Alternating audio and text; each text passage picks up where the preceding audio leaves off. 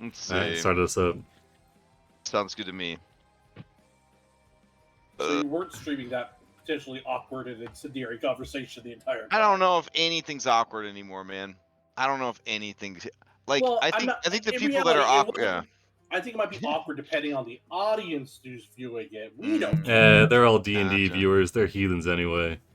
All right, never mind that. Fuck it. This is a topical question to your particular campaign because I think these things have come up. So the Factspiration question this week is: would you rather be 10 feet tall or 9 inches? Oh, sorry, it's not 10 feet. Would you rather be 11 feet tall or 9 inches tall? Hmm. Yeah. So while you've been 9 inches tall, I know, so that's why I said this is pretty topical to the situation. And you had a guy that was almost 11 feet tall, and then he shrank down for love, if you recall. So, I mean, so we'll see. We'll see what happens. If anybody would like to give me a recap of what happened last time, I would gladly pay out a DM inspiration or a Factspiration for the service. If you're interested, go ahead and roll a d20 into the chat. Julian coming in hot with a 12 on his Fireball d20. Going once, going twice. All right, sold to Julian of Mytros. A good choice considering how last session ended. So, previously on Mythic Odyssey, we left the palace belonging to Midas and his ram companion with our tails firmly tucked between our legs, after promising basically the impossible, that we would bring back the spirit of a beloved companion of Midas, who who had found their soul on the island of traitors, and the Furies just aren't going to let something like that go. So we're contemplating our options, and then we realize, oh shit, we promised the Golden Lions food.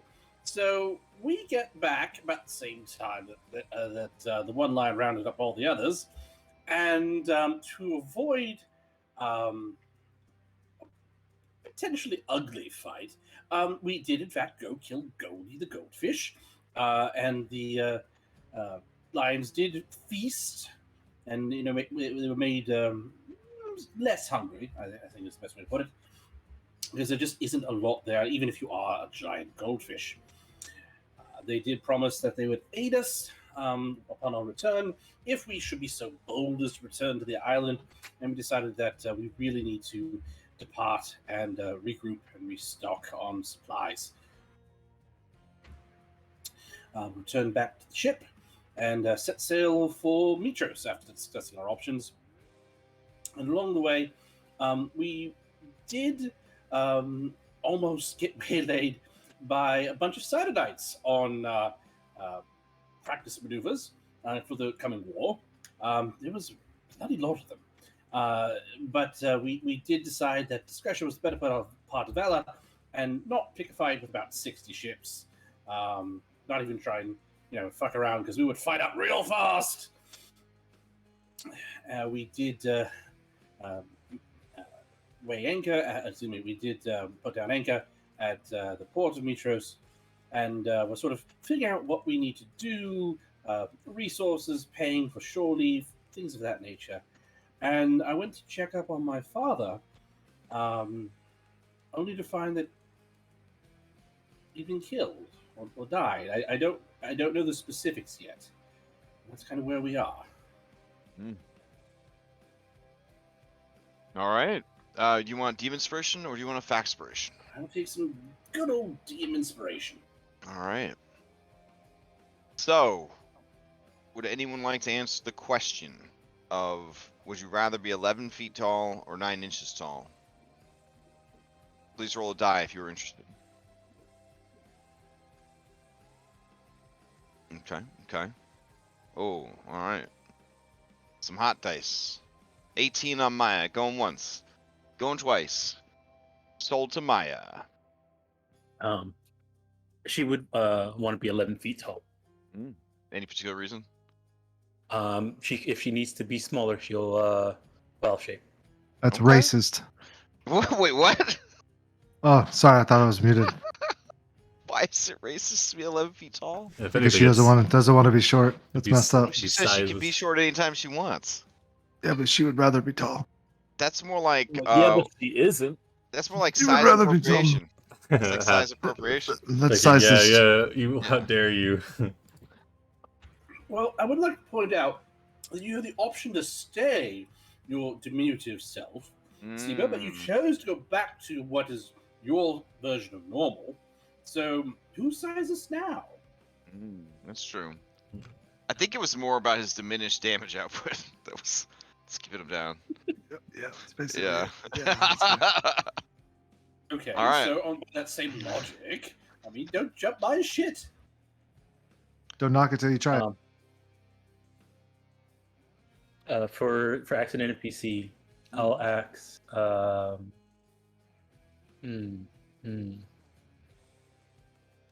We'll axe Pitios. Pitios. Oh man, Pitios would choose to be 9 inches tall. Harder to see, get into places easier, hide easier, smuggle yourself places. My man. Yeah, as long as you got an extra dimensional space to stash the loot. I mean, being 11 feet tall, that's not big. That's not big enough to make a difference. That's just big enough to cause problems. You know? Yeah. Yeah. Yeah. So that's how he feels about it. Good old Pitius, halfling burglar, greatest thief. All right. So, with that, I guess we resume our time here in the city of Mytros, which I have a landing page for. And I don't know if it's up to date or not. Let's see. Probably not up to date. No, it's definitely been a hot minute since we've been here. Oh, who are these dead chickens? Oh my god. All right. Oh wow, that is old. That's the old time ago. All right. Dash fine. Dash fine. It works. Let's see. Did I have a cool? I thought I had found some good music. For Mytros rather than that's what I'm saying. Greek town. There we go. It's all right. It's all right. Found this channel. They do like quote unquote Greek music. But I'm gonna be honest. I hope they're not listening.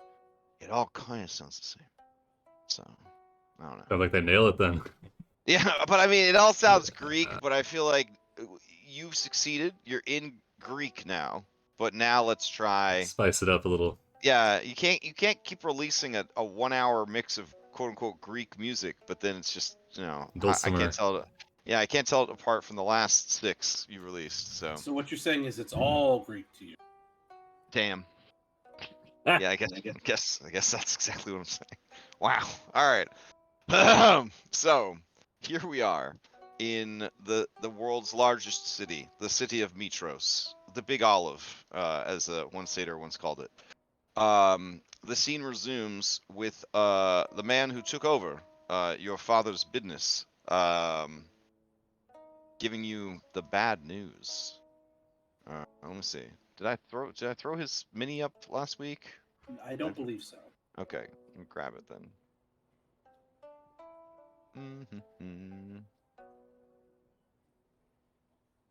Let's see. This guy's got to fill you in, I guess, on what's happened.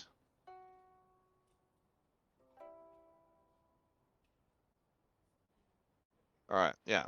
So this guy says, Julian, I am sorry to be the one to give you this news, but your father, he died.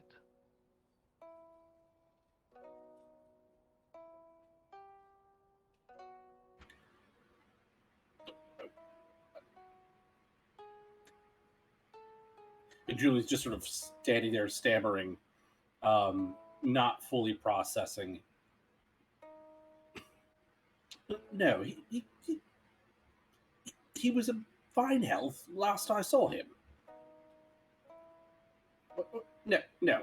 This must be a misunderstanding. Must be a mistake. You can't be dead.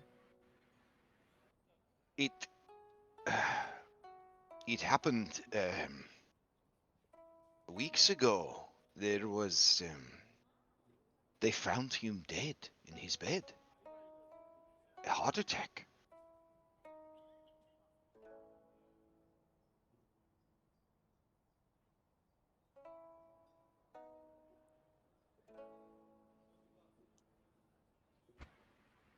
A heart attack. Yes. All of it was handled in the proper way. There were guards and doctors. Because of his status, that is to say, you know, your father, he was buried in the Great Gardens, and he points up to the rich folk district. Queen Vallus herself attended the funeral. I am not sure why no one would have told you. You were away, but... and he kind of looks like nervous that you're going to be angry with him, even though he has nothing to do with this. No, speak plainly. I do not hold you responsible. Well, I was a cobbler for the neighboring settlements to the west, traveling from town to town, fixing and taking orders. When I came to the city for supplies, I saw that the shop was for sale. It is likely that the money from the sale is being kept at the bank. It is yours by birthright, I suppose, unless your father had some other next of kin. His assistant refused to stay on.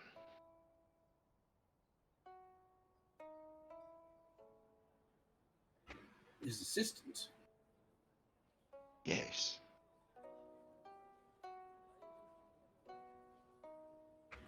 Would Julian know anything of an assistant? I know he came and went, but Yeah. There was another man that worked there named Penny sorry. Penios Penios. Panios. Panios? Yeah. Was that the old guy that was there last time we were there? Yes. Yeah. Yes. That's right. It's just been so damn long. Mm-hmm. He says, yes, Panios was heartbroken at your father's death. And I guess when he came and found him, it broke his heart.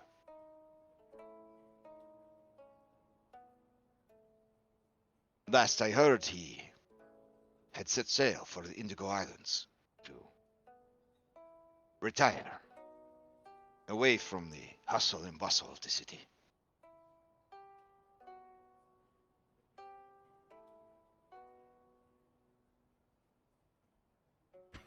I see.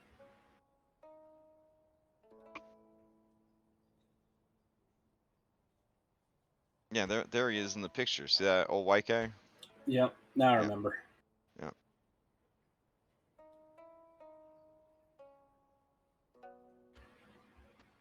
Well, thank you. Thank you for your time. I must be going now. And Julian will turn and... Julian, Yes. if you'd like to look around, I trust you. You can go upstairs and into the back, whatever you need to see to help put your heart at rest.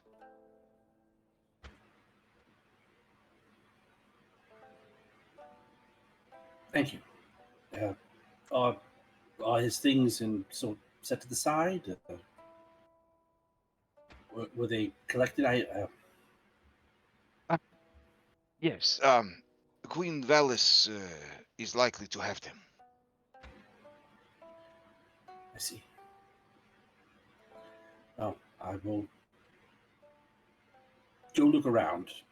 One last time, I suppose. And instead of walking out the door, Julian will head to the rest of the shop and try and conjure up happier memories and see if, on the off chance that anything seems out of place. Okay. But right now he's feeling either this is just rotten luck or Lutheria or the Fates or something, but it's not anything he can do about the situation. Okay. I mean, if you want to throw out an investigation while you look around the house. Yeah. It's one of those sad scenarios where every room of the house holds some memory that just kind of replays. The classic like marks on the door frame of measuring how tall you're getting, like that favorite spot by the window where you guys would sit and he would read to you or tell you stories as the sea breeze would come in on a hot summer night and kind of cool you guys down. That scorch mark on the ceiling when I figured out how to use Firebolt.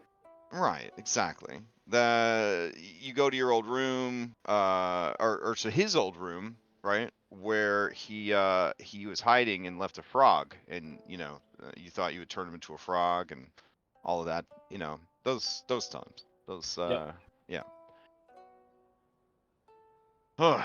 So as you are kind of looking around, and you are in the room where he was found, staring at the bed, replaying the "Did I turn my dad into a frog? Oh no! Oh shit!" Memory, and then he kind of burst from the closet to surprise you. Grief and loss start to sort of tug at you, and you just sort of slump for a moment on the floor, and then you see under the bed, kind of up against the wall, something purple.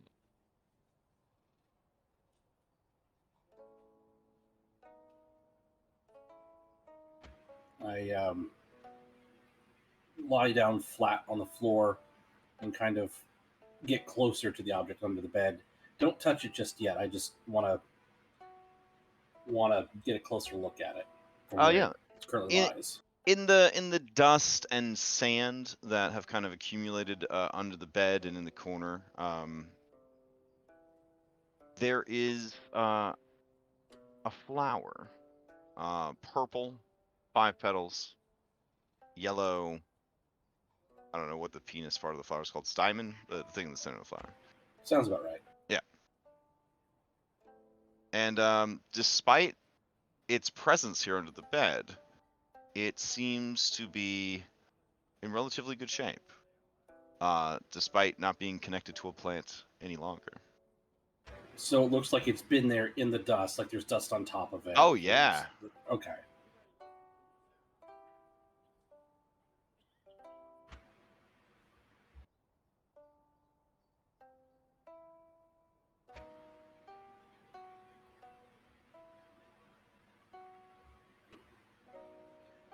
If I can't reach it, normally I'll cast Mage Hand.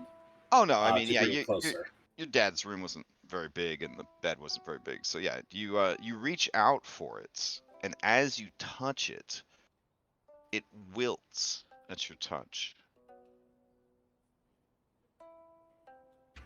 I pull my hand back. I mean, is it just dying from just touching it? Yeah, it's like it was kept alive until this moment.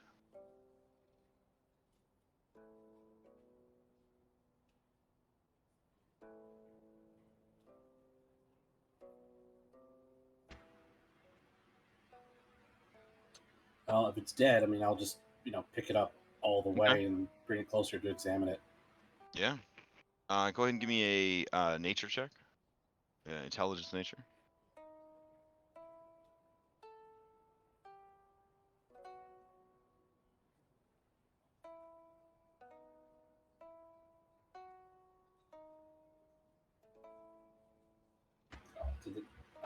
Hold on, let me try that again. No worries. Oh wow, okay. You recognize this as Nightshade, which is also called Belladonna, which is also the favored flower of Lutheria. A flower that grows in her hair and on her antlers.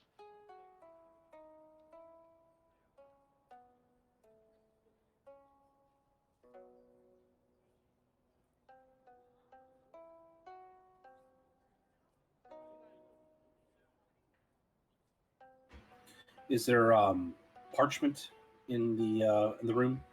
Yeah, your father kept a small desk. Okay. I would press the flower, fold the parchment over the flower, and stick it in my bag. And I guess I would head to the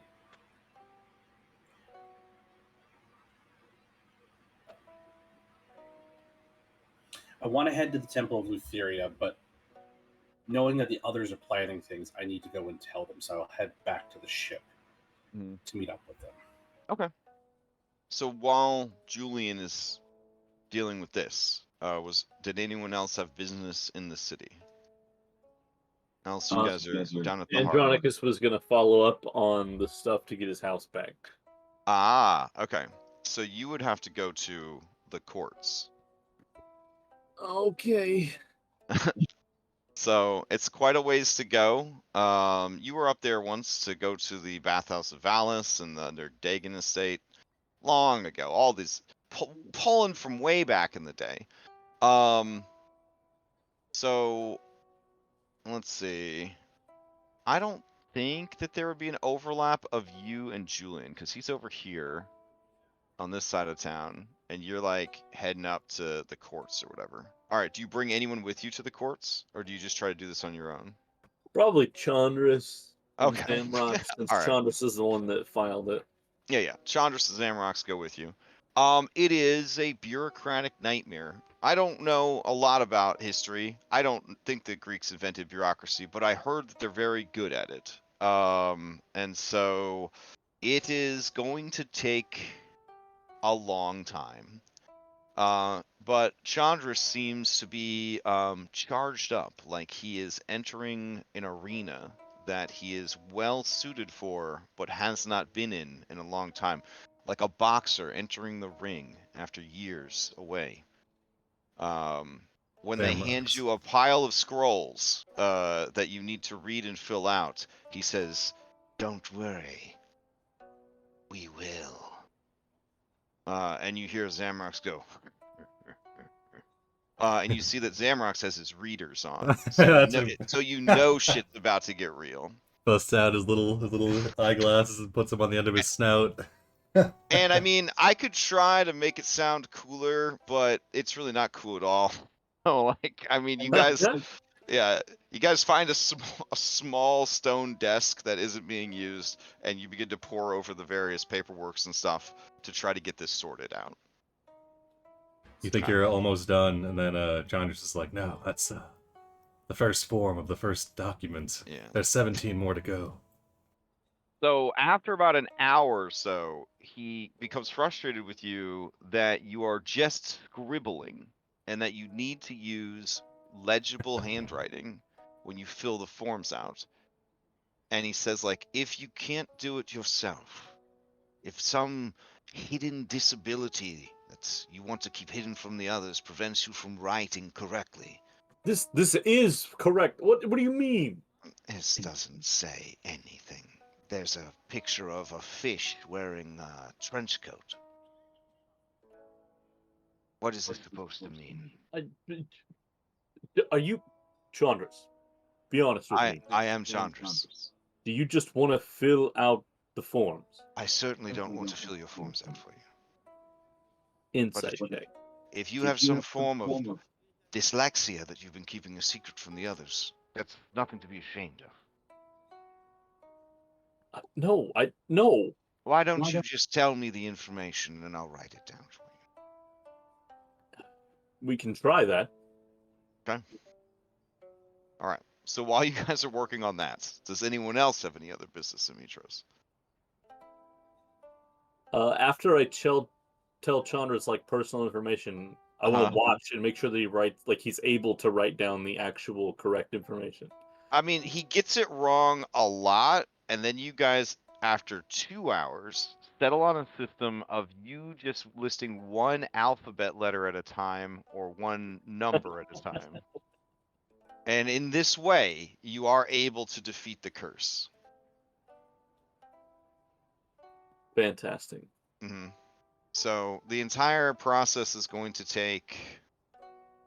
I'll -2 from this roll because Chandras and Zamrox are there. Okay. So instead of 9 hours, 7 hours. But at the end of the 7 hours, you are the proud owner of a beachfront mansion. Hell yeah. Yeah, Hi, it's right over here. This is your beachfront mansion. You may label it however you want. This Andronikos' dream house. There you go. No Julians allowed. All right. Andronikos. Unfortunately, there's a property dispute. Your fence seems to be 2 feet over your neighbor's line, so you have to come back to the courts. Well, apparently the person who was living there, that was legally displaced by the petition put in by you and Chandras so many months ago, has vowed vengeance against whomever did this to him, but he can't remember who it is. But he's apparently a well-connected government official.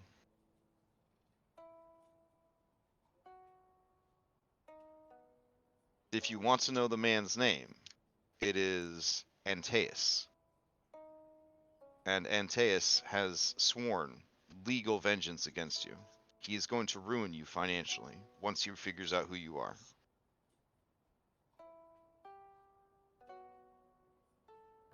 Fantastic. Mm-hmm. Your days are numbered, Androcles. Okay, so that will take place later in a later scene of you finally returning to your home and being haunted by the memories of your past. Does anyone else have anything they want to do in the city of Mytros? Alright, rather than being haunted by the memories of his past, Oren's gonna go potion shopping, and he's gonna try and rustle up every health potion in the city. Oren can be haunted by his past anytime he wants. All I gotta do is close my eyes. So since you said you don't want to be haunted by your past, I'm not going to have the sister of your friend run into you randomly in the street. We're going to skip that scene. All right. So you just go potion shopping. And it's a wonderful day. Sibo will go with him because he needs to get as many items as we need. So diamonds, diamond nice, dust, diamond, nice. yeah. All right. So Sibo, with your very good perception and your huge brain, you realize that Oren was going to have a very traumatic roleplay scene. The woman who confronted him, well, not confronted him, that he went and gave the news to about, the guy that died and his part in it and all that and his survivor's guilt. Yeah, you saw her heading towards you guys, and she had a look on her face like she needed to tell Oren something. But then a man walking past her, he just fell over dead in the street, and it caused such a commotion that you guys got lost in the crowd. Perfect. Yeah. Did anybody see me shoot my Eldritch Blast? No, but like where your brain's at right now. Oh my god. Yeah, okay. Listen, she wants you to have a nice day, okay? Come on. She understands you're under a lot of pressure. After screwing things up so bad. Anyways, it's gonna go on your report. So yeah, you guys track down peeps and buy potions, and overall it's not too bad. Nice. Nice. Okay. There's a lot of commotion back there, Sibo. I'm like blowing my fingers off. Guess Mytros never sleeps, huh? Yeah, it's crazy. It's crazy. It's crazy. Mm. Might have been PTS's brother. I'm kidding. I'm joking. What sort of health potion? What's the health potion situation looking like? Oh, the in health Mytros? potion situation here. Yeah, that's a good question. Hold on. Also, Maya and Julian, if you guys need anything, like Steve would have talked to you before we left and made sure that we coordinated all that. So, what you guys let me know what you got, and I'll take it off the ledger. I don't need anything. I think I'm working on stuff around the ship at this point, but I don't think I need any specific materials right now.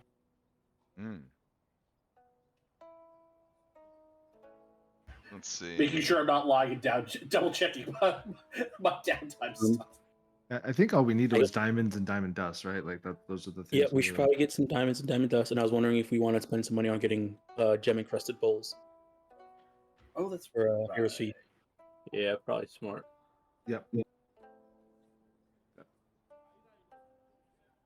Okay, this will be Mythic Mytros. Bucket. Back to Mytros shopping list. Okay. Perfect. Or pick a name. Yeah. Alright, I'll go ahead and share the list. This is what they currently have in stock.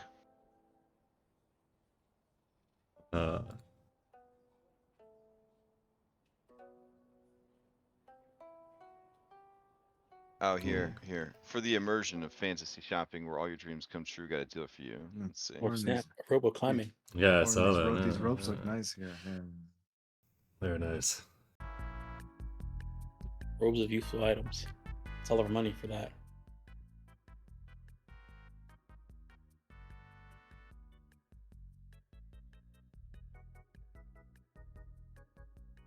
We could save money and just get the gloves. Where do they get? Why do they have so many fucking potions of climbing?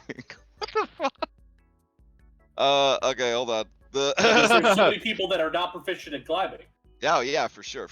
There was this play about this person who's a really good adventurer with an eye patch. She was really, strong, but she fell many times climbing a mountain. No. All right. Don't let it happen to you. You know what? They're gonna explain to you why they have it. They're gonna say, you're probably wondering, why do we have so many potions of climbing? That is a great question. It turns out that the entire class of new students at the academy, they all read the assignment wrong, and they made way too many potions of climbing. Fortunately, this is all I have left. I have it marked 180 drachmae, but willing to let them go. 120? 120 for the lot or each? Oh, no, for each one. If we buy 5 of them, do we get a discount? If you buy 5, it will be 500. It's pretty good bargain, Steve. His eyes glitter at the idea of not having all these potions of climbing in his inventory anymore. Or just holding them up like think of the things you could do with these, Sibo. Could be on the ceiling. And I'll be honest, for a Mytros shopping list, this is some slim pickings. Right. Yeah. What would Julian do here? Should we like try to play this guy in a game of 50 squares or something? I don't know. He's already offering such a fantastic deal. I feel like we can get him for free if we challenge this guy to a game of. That's what we do, right? The challenger isn't the one that gets to set the terms. I know Maya already got max wisdom, but stuff's the Ion Stone of Insight. At that price is a fucking steal. You know what I'm saying? 3,000 for a +2 wisdom. Yeah, those dimensional shackles are pretty good as well. Oh yeah. Yeah, that's what I was gonna say. The dimensional. Yeah, shackles are really good. at the tier of play you guys are in for sure. What about those anal beads of curing? Uh, I mean prayer beads. Sorry. the salesperson says, I mean, they could be. We do not judge. We've only got these 4 potions of healing though. I will say that the necklace does have all 6 beads. So that is 6 possible castings of a 2nd level Cure Wounds or Lesser Restoration. Per day, right? Let me check. Let's see. This necklace has beads, blah blah blah. If a bead is removed, no, it's 1 use. So, 1 use, okay. Yeah. In Pathfinder 2, they're reusable. I think they are. It says each bead contains a spell, blah blah blah. Once a magic bead spell yeah, is once it cast. can be used the next day. So yeah, that's holy shit. Never mind. Okay, so that's 6 extra castings of Cure Wounds or Lesser Restoration. Holy shit. That is pretty good. So, I mean, it's as really a good. bonus action too. Wow, that's pretty much my class feature. Right. 4,000 drachmae. That's some classes have a lot cheaper class features. How much do you think you get a 4th? But the restriction is that it cleric, druid, or paladin has to be, and attunement slot. That's rough. Ooh, You gotta attune to the bead. Well, to the strand essentially. So somebody attunes to the strand, and they can hand out the beads to be used, or they have to. No.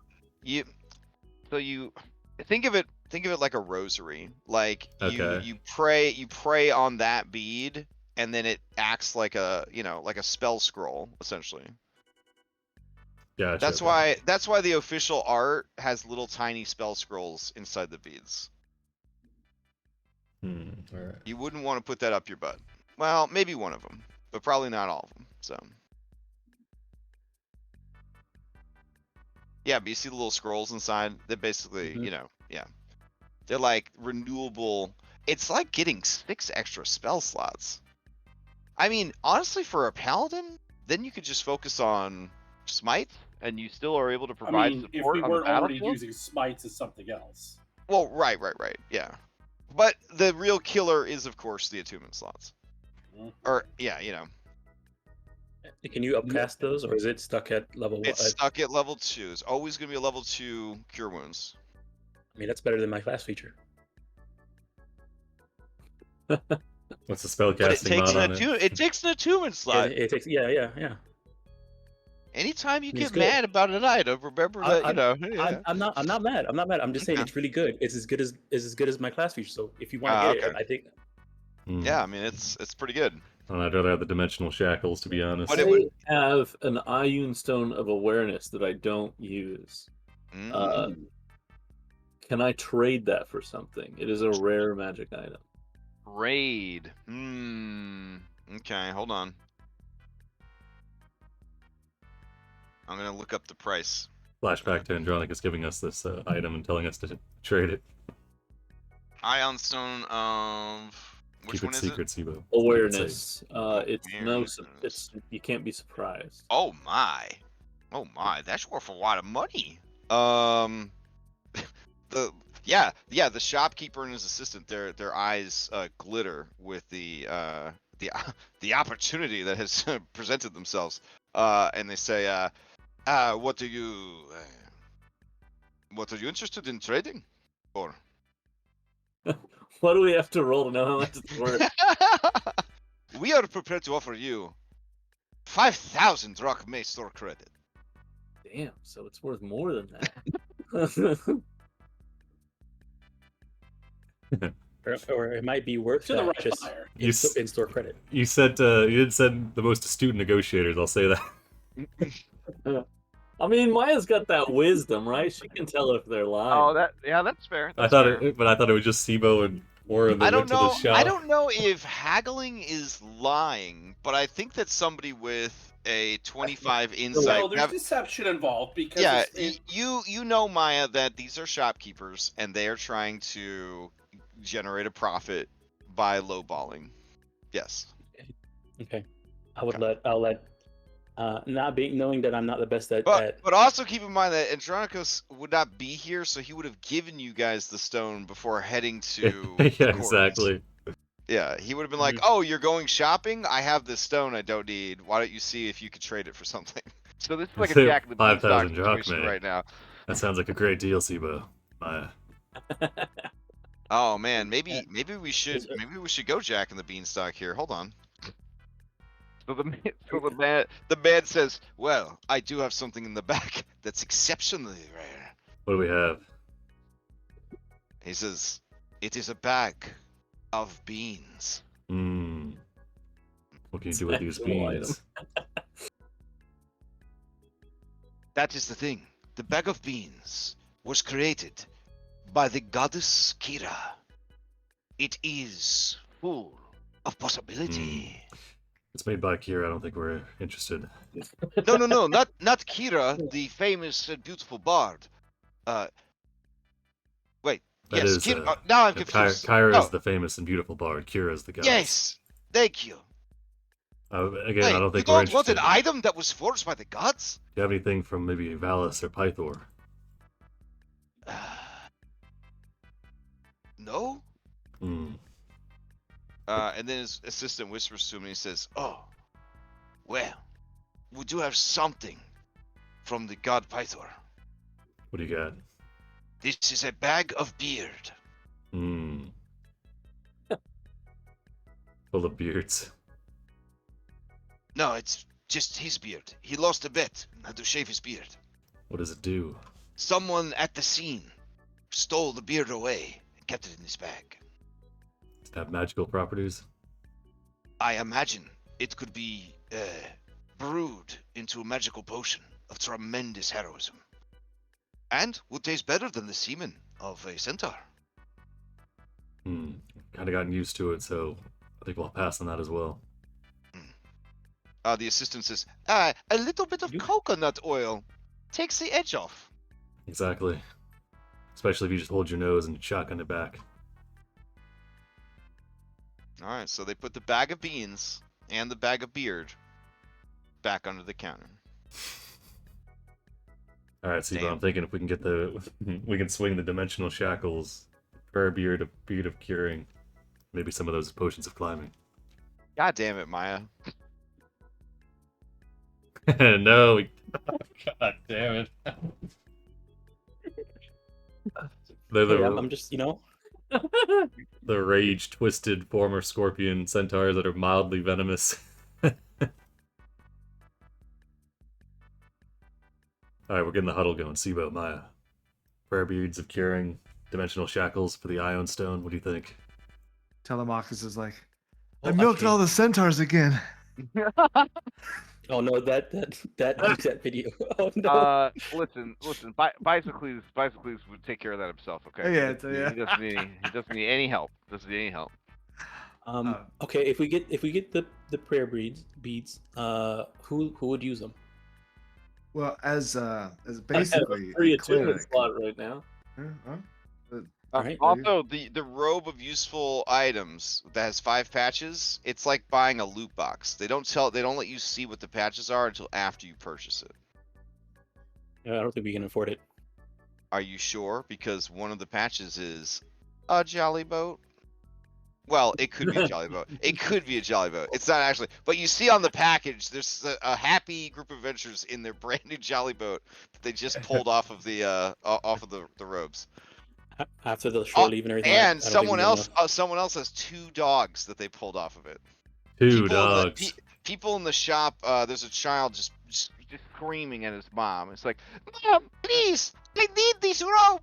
Me and my 2 puppies. We will ride in our jolly boat."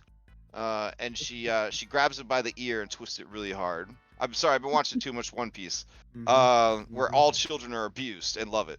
Yeah, and she drags him out of the store.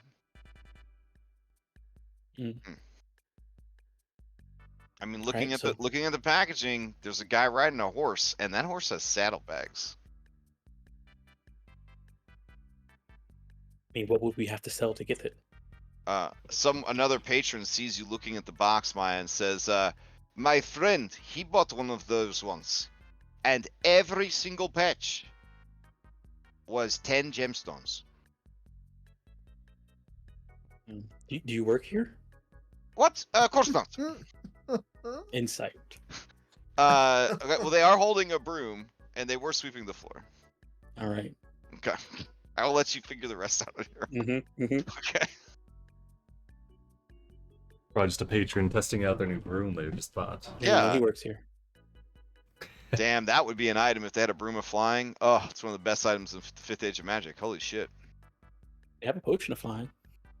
Potion of flying is it always buy? Awesome. Potion of flying should be an auto buy anytime you see a potion of flying. Sorry to metagame, but potion of flying is so fucking good. Excuse me, winged sandals. I shouldn't say wings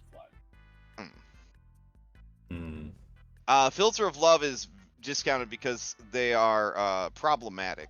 They actually probably shouldn't be selling this in the store, so I'm just gonna delete that. Okay. They see like some guards like walk by, and they just move the Filter of Love like off the shelf. They just Okay, I think like in terms of like for sure, Dimensional Shackles for sure, right? Potion of Flying for sure. Dimensional Shackles are extremely useful. The only way you're ever gonna have a chance of locking down a strong foe. You know, if we had him when we fought, what's his name? Coloron? Hergeron. Hergeron. Could have slapped him on him while he was sleeping. Yeah, he's incapacitated. Potion. All the healing potions for sure. I mean, they're offering us a pretty banger deal on those potions of climbing. 100 gold a pop, not bad. Yeah, I mean, it's not bad. I mean, considering we have to deal with elevations, it wouldn't be that bad. How many times have we had to... Exactly. Yeah, I mean, people sleep on potions of climbing, I'm just saying. We've had a few moments where we needed to climb. Exactly.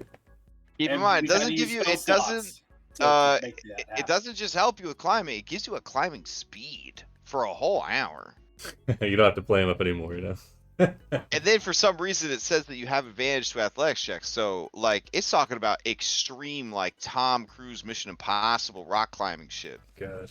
And then fast running afterwards. Climb the wind with those. But what else does it do for you? They're also separated into brown, silver, and gray bands. It helps you reduce your thetan levels. I don't know. I'm on board for the climbing. Perfect. I mean, if we could swap the prayer beads for the Iron Stone of Wisdom and buff Maya. That's, the guy sweeping the floor says, "But if you need to climb, the robe of wondrous items has a wooden ladder. Sometimes. Sometimes. They never tell you what you do with the ladder after you draw it, though. If you need to go down, it might have a pit." No, I mean, you have to carry around a ladder with you now. Some people would pay.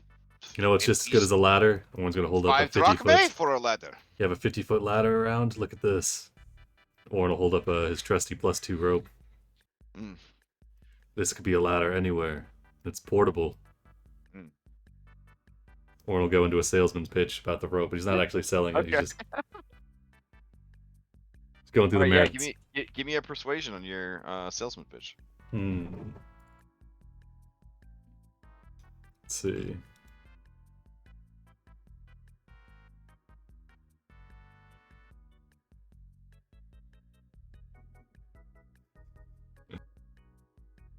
Oh wow, yeah, okay. The owner of the shop says, "Where did you get this rope +2?" It was forged by Vulcan. Oh my. Are you willing to part with this item? Never. It's an invaluable companion. Sir, if you can prove the validity of your claims, I will give you 10,000 drachmae in store credit.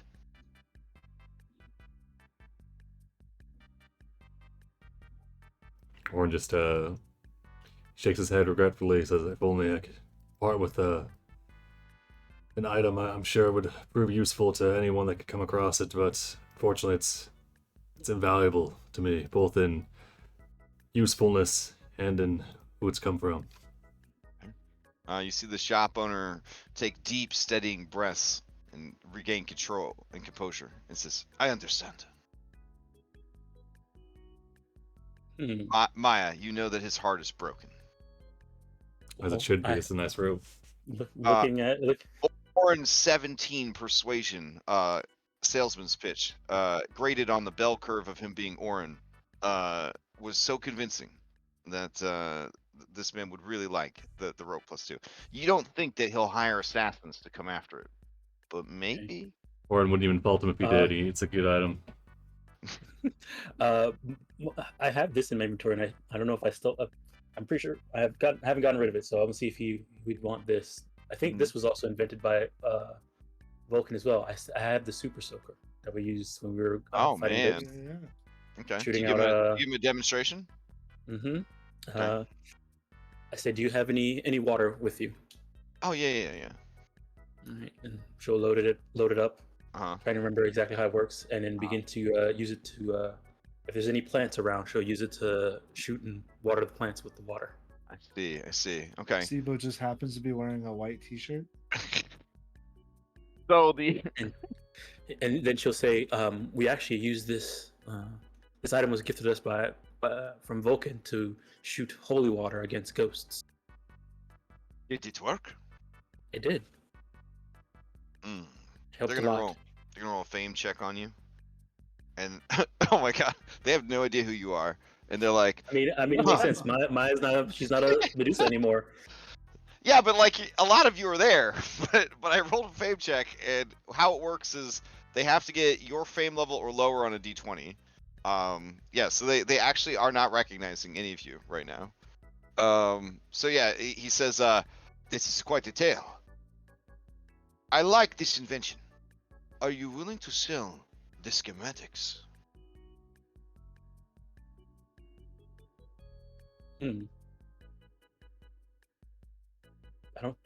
I don't have the schematics. It was gifted us from Vulcan. The assistant whispers to the shopkeeper, Maya, you hear it with your super hearing, and he says, just buy it. We'll take it apart and then put it back together and then mass produce it ourselves. The shopkeeper nods. He looks back at you and says, how much? 25% of revenue. 25% of revenue? Whatever do you mean? We're just going to purchase this and then resell it. Hopefully, at a profit. There is not that many ghosts in Mytros. Not yet. Is that intimidation or? Maya's just looking back and forth at Sibo. You want to roll an intimidation on that or? Yeah, sure, whatever. Okay. Yeah, why not? He audibly gulps when he says it. Oh, okay. The guy says, no, there's no. Ah. Well, when the one thing that this might help is when it's very hot. Maybe the people can use these to spray water on each other to keep each other cool as a way of having fun. Certainly. How much? For how about 4,000 in store credit? 4,000. Oh, 4,000. Oh. You see him start to openly weep. His assistant is fanning him, trying to cool him down because he might die because of the obscene thing that you just said out loud. It's a whole scene. You see him open his eye to check to see if it's working. I'll gonna insight to see if it's upset or if he's just happy that I'm saying something so low. Oh no. He is upset.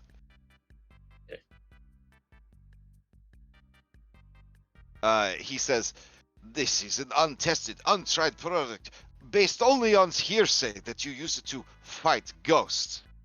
And summer fun? What is summer? There are no seasons." How about this? 500 drachmae store credit.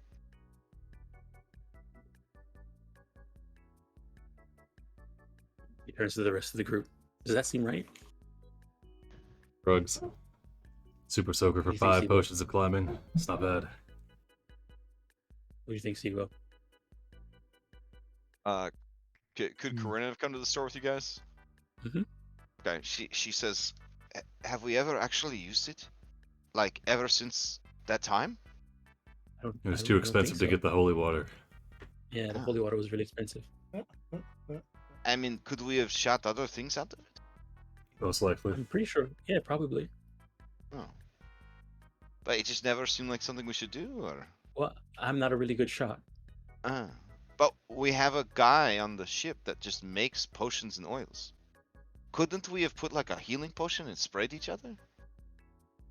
Well, don't you have to drink the healing potion, not Yeah, spray it on you? You shoot it in the mouth.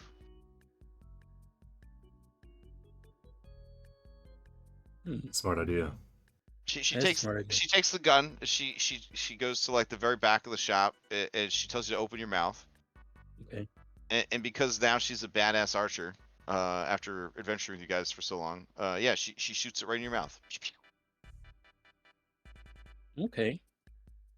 Maybe these are worth it. Oh, okay. So the shopkeeper and his assistant are like, but 500 drachmae in store credit. I feel like this would be more useful for me to save my friends, or at least help save my friends.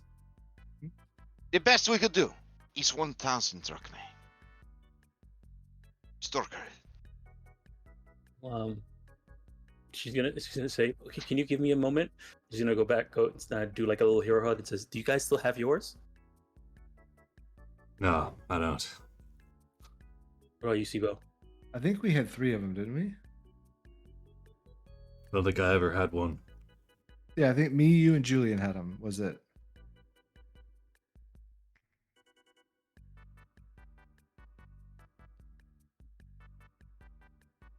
So yes, I do have mine. Okay. Corinna joins the hero huddle.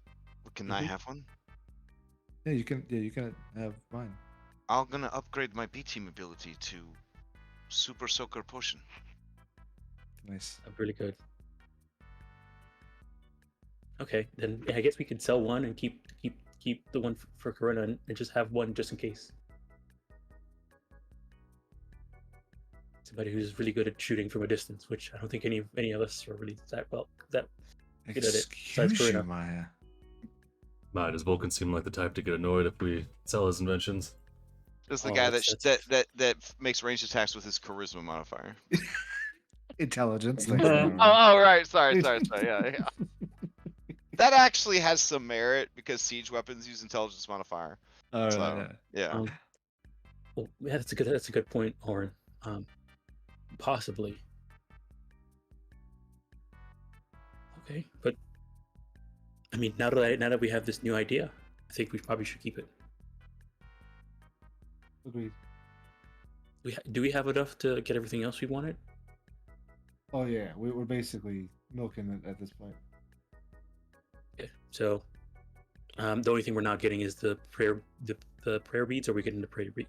No, I don't think so because they require an attunement slot, and we're pretty much up. Other than, I mean, Andronikos could use them. Well, if we trade his stone for it, right? Well, no, I he, have- amulet, right? I have 2 attunement slots out of 3 right now, but that's just because I don't have my amulet. I haven't been using the stone because it wasn't worth the slot compared to my armor and my amulet and my sword. I'm The prayer saying this to beads. you guys in his voice because he's not here, but it sounds, yeah. Yeah, the prayer That's what beads I- would be the good conversation because I had. like kind of the being able to bonus action cure wounds can maybe make up for your lower health pool now. Yeah. Yeah. I mean, Yeah, I think that'd be it's good for worth. yourself. I think it's worth picking up. Yeah, Okay. I think it'd be good for Andronikos. Yeah. See if we can trade the stone for the prayer beads and the dimensional shackles Okay, and then and buy and the the healing potion. potions and See if they can throw the potions of climbing on top as well. 6,500 when they offered 5. I think it's a good counter offer. I think that works. All right, your DM agrees because this is more fantasy shopping than he wanted to do. So, also here's Corinna's new B team ability. Maybe we could get more. No, we're Just push it on. we're too straightforward. Us three. Corinna, I need you to get some sunscreen on me, but I don't want you to touch me. He says, "I'll use the super soaker." Yeah. All right. The $14,500 robe of useful items stares at you from behind its security cage and display case as you. It's like I like robes of useful items. That just seems like a lot. You think? Yeah. I mean, I did look up the beans though, and that was tempting to me as a person. I Not couldn't me believe but none of you metagamed and jumped on that shit. But all right, that's fine. It's fine. I appreciate If it. it's from It Kyra. was made by Kira, right? We'll just yeah. ask her to make us another one. No, Listen, so we heard about this bag of beans. Oh man. Well, I mean, it does say on the box for the robe of useful items could contain Ring of Wishes. Statistically speaking, this might be worth it. Maya's not a gambling person. But Wouldn't There's say like- maybe There's Sibo there's is. like very, very small fine print though at the very bottom of the box. Do you try to read it or? Oh yeah. Oh, okay.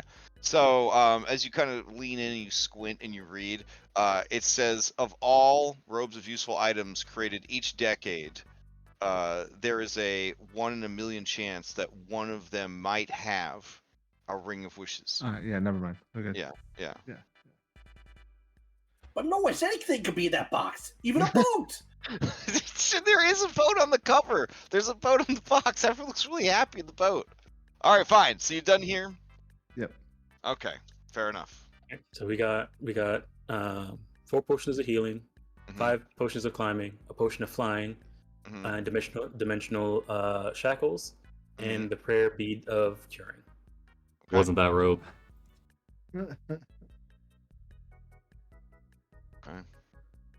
So wait, did you buy the rope of climbing?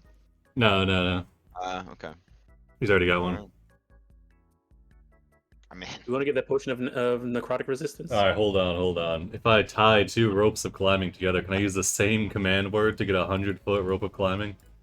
let's You see. just have to say it twice. They're 60 feet. They're 60 feet long. Oh, first of all. true. No, you can't. But you could commission Vulcan to make a 120-foot long. Well, it would probably lose a little bit of the feet, but you could probably turn 2 of them into a 100-foot long one that could hold up to 6,000 pounds. All right, that changes things. 2,000 drachmae for I think 100 Maybe foot. we got everything else for trading in the ion stone. Yep. All right, you got me. We'll go and buy it. All right. Almost got out of there without buying a rope. It's good to have you back, Warren. It's an impulse buy. They had it near the register. Yeah. It's one of those things where Maya's checking out and Oren slips it into the cart.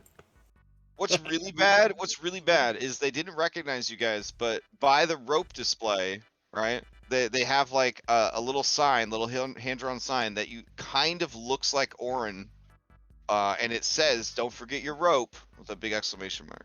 So Oren just I can't nods get at back into the conversation. picture. Maya's Says, like, I never do. or what's this? We've rope at home. This one's Do you better have though. rope? No. When he puts it in there, I was like, "It's good to have you back, Warren." Some things are worth more than money, obviously. Mm-hmm. Fine, get your stupid fucking rope. I've got it right here. This is my stupid fucking rope. I've got all it. right. So did you guys sell the Ion Stone of Awareness? Yep. Oh, hype. Okay. We All trade right, it for the dimensional shackles, the prayer beads of curing, and the 5 potions of climbing. All right. I will keep that in mind for later. All right. I wasn't ever attuned to it, so it's not like we're losing anything. Oh yeah, no, I just, there was somebody in town that was actually on a wait list for that item, so. What if God damn it! it's- It's it's- fucking a cast. No, it's the detective agency. no, It's King, it's King Castus. Oh, sweet. Now you're gonna tell me NPCs don't have attunement slots, so he's gonna have like 12 million magic items on. no. Although NPCs alternatively, this means that when we NPCs have eventually attunement have to kill King of Castus, we get it back. Right? So Damn. really, it's like we got all that shit for free. Yeah, this is called layaway right now. I think that's called regicide. No, that's called doing the city a fucking favor. Let me tell you.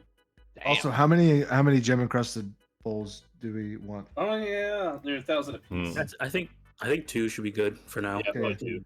And then for diamonds, I still have the residuum on me. What else do I still have? Just See how many diamonds I still have.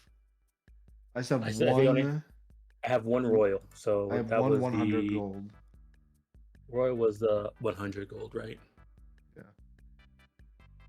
No, royal was. Fuck, I don't know. I thought Royal was like 300 500. or 5. I can look it up real quick. And then I still have 500 gold worth of residuum. We haven't used any of that. So technically, I have 600 gold worth of diamonds. Is it an uncut or a cut Royal? Cut. 500 drachmae. All right. So we have 600 actual gold or diamonds and 500 of residuum. So technically, we're okay with that. We can just do the gem encrusted. Oh, keep in mind, like, if it's a 500, do we want to because there's different things. So I have a 500 one. I think 500 is for raised dead, right? I think so. Yes. And then Raised, yeah. Revivify is 300. Diamond's Yeah. worth 300. Yeah, raised dead's 500. Okay. So we can get some. I'm gonna throw 2,000 at the bulls, but then we can get some diamonds if we want more than just the royal and the 100 gold worth. Yeah, sounds I feel good. like we should probably get maybe like one more, just in case. One more royal. Yeah, because that could be used for either one. Do we want to get 5 100 gold? That might be better because we can Okay. then use it on. Actually, what does Greater Restoration use? 3. 100 worth of diamond dust. So yeah, I would say get the 100. Okay, all right. Get So I'm the- gonna get the, do 2,500. 5. 2,500 worth of bowls and diamonds. So we got 5 100s and then 2 bowls. Yeah. You want me to take the 5 100s, or do you want some of the 100s? I'll take 2 of them for the Greater Now, as Restoration. meta as it sounds, the local jeweler does stock bejeweled bowls because they're a big seller from the palace for some reason. He doesn't know what they do with them all. Like, maybe they keep breaking them, maybe they give them away to foreign dignitaries, but they're always coming by to buy 1,000 drachmae gem encrusted bowls. Do you think we could just steal some from the palace then? Damn. I wouldn't say steal. Maybe we can ask, but I was gonna ask, do they have the diamonds in stock? I guess that's another question. Yes, they do have diamonds in stock. How much on diamonds? We're spending 500 on 100 each, 100 diamonds each, 100 GP diamonds each, or drachmae diamonds each. Yeah. Yeah. 2 All right. bowls and 500 diamonds. By the way, what do these stem packs do again from the Death Star? Oh, they heal you. Okay, how much do they heal? What a question. How dare you ask me that? 2D100. Hold on. I got the 5e Star Wars book. Just give me a fucking second. And this blaster ammunition that I took. A stim pack is a small trauma kit that contains painkillers and spray skin. No medical training required. To use a stim pack, you use an action or bonus action on yourself or an adjacent creature. That's pretty good. Bonus Yeah. action on adjacent creature. To restore, hold on to your hats, 1d8 hit points. Ooh, all right. This consumes the stim pack. Okay. 20. It's not bad. Yeah. It's not bad. So I thought I wrote had an down here- item for this. Hold on. I'll make one. I wrote down here that I took 30 of them. Oh, damn. Oh no, it's gonna be like eating the good berries. Yeah. There's always that You one guys- did you get motherfucker your that stim eats pack all of today? them. Did you get your stim pack today? You? Did you get your stim pack? Get your stim pack. They come with Here, caffeine I'll, gum. I'll, Just I will chewing. make a stim pack item so that you can Okay. grab it. They have no value in this world, so they are worth 0. Okay. And the blaster ammunition I will use to blow They up are something. heavy though. Each one weighs half a pound. Ooh, But yeah. that's all right. Nessa carries them for me. Okay, fair. Also, mean, by we the way, can I heard give somebody. the, ammo to Julian, or just stash it on the ship because he has a blaster. Oh, I'll give this What? back to Oberon because I realize I yeah, haven't done this. I kept a blaster from our adventures. All right, you got 5 more blaster ammunition then. All right, sweet. I'm deleting it. Oh, my wait. little Edicus. I could just send it to you. Right? Well, look at us actually bookkeeping and doing shopping. Woo-wee. Good stuff. That's your Oh, favorite that's part. It is. I We're doing love it. this. I have an I unhatchable gave you a dragon black egg. rope It's snake, right, been Oren? it's been like 100 years since we did this, so I guess we Yeah. should probably be doing it. Yeah. I just thought of something. Uh-oh. You know how we had that tree in a bottle? Yes. We should. I was wondering if we maybe try and figure out a way to get another one because if we can get a tree in a bottle, and we need to Put on get the out of ship. someplace really fast, well that, or if we need to get out of a place in a pinch, I could always throw a tree. I could always throw a tree on the ground and we can tree stride out of there. Hmm. That's a good point. Where'd we get the last one from? A random turtle on. The Indigo turtle. Isles. On Yeah. Indigo Islands. I think we traded a Cape of Billowing for it, right? Mm-hmm. Yeah. Solid trade.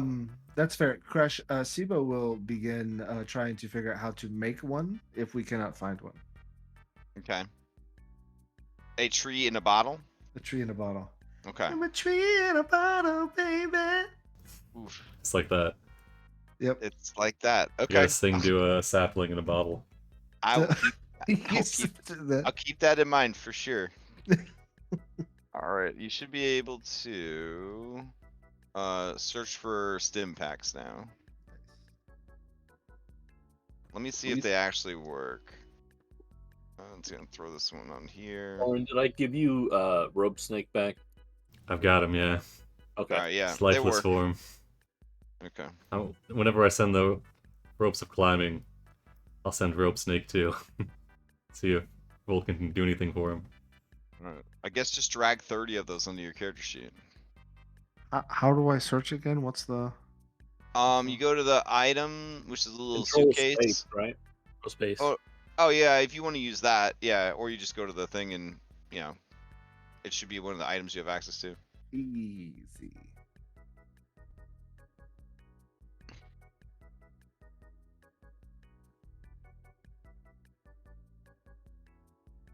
All right. Julian, you would probably serendipitously discover the others still haggling. Maybe? Let's see. You guys would have to go to the rich part of town to do magic item stuff. Actually, no. You would probably be over here by the academy. So I guess, Julian, you would not find the others on their shopping spree. So when you left your father's shop, where did you want to go from there? I was looking for the others. Okay, I then don't- you would get directed by the crew that they had gone to the academy to shop for magic items and upscale reagents. We want to go ahead and drop like 3,000 Drachman, like 10 of those blind sight potions. 3 feet. You don't I want just found 3 50-foot hempen rubs on my character sheet, so I sent those to you, Oren. don't you want to keep a couple of them? You're gonna give them all away?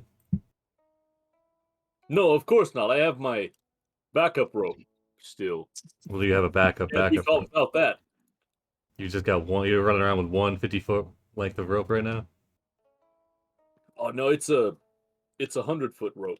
Oh, okay. Corinna casually, adjusts things in her pack. displaying the 50 feet of silken rope that she has picked up from the marketplace. Good Oh, call.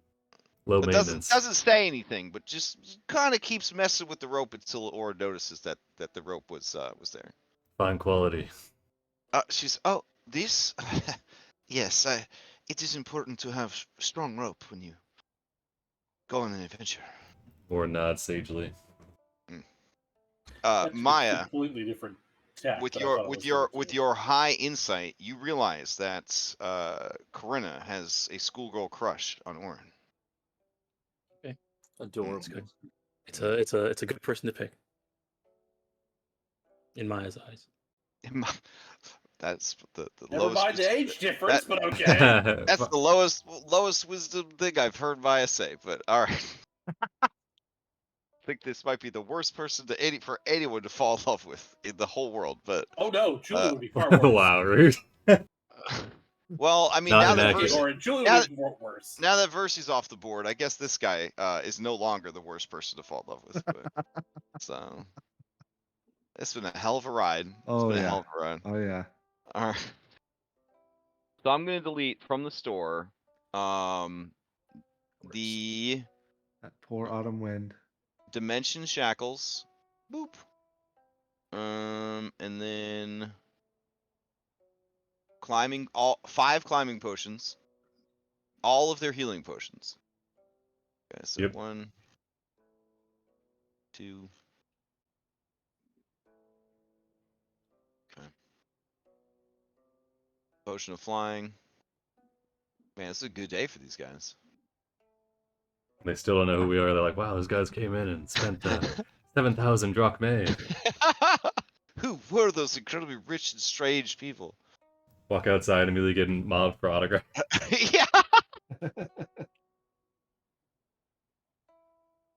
Celebrities have stories like that where they go somewhere expecting to be recognized and it just doesn't happen, and then I guess it's such a nice change of pace that they're just like, cool. Look a lot like Tony Hawk. Yeah, that's the best one, the Tony Hawk story. Yeah. He's got a lot of them like that.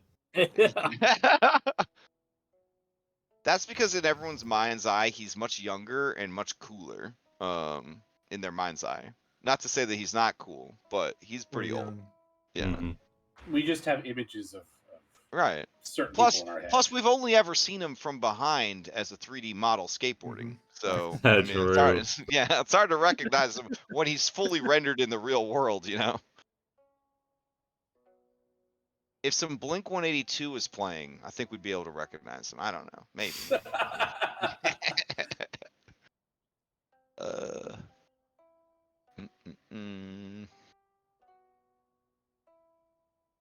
All right. So what now, Julian? You get redirected. Do you head back towards the academy then to meet with the others? Yes, I would. Okay.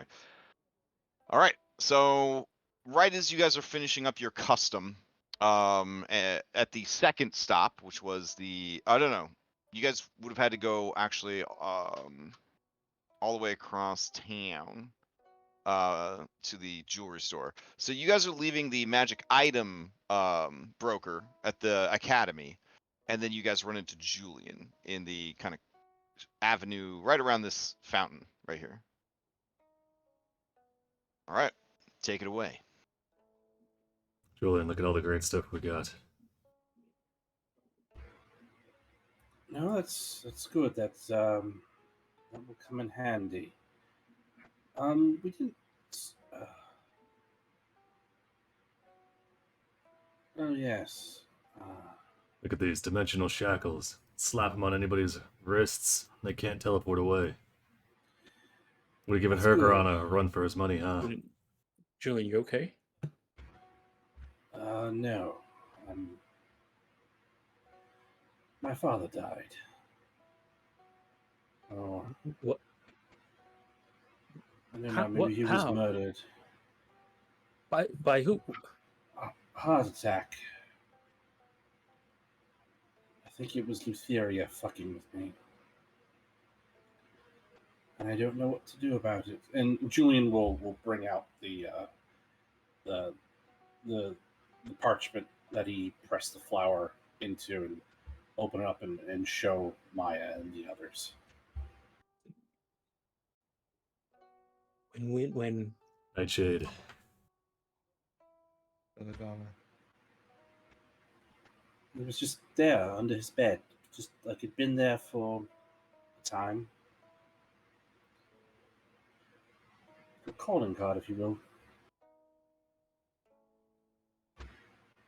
But it was a few weeks back. So said the man that took over his shop. I'm Calling so card. sorry. Or condolences.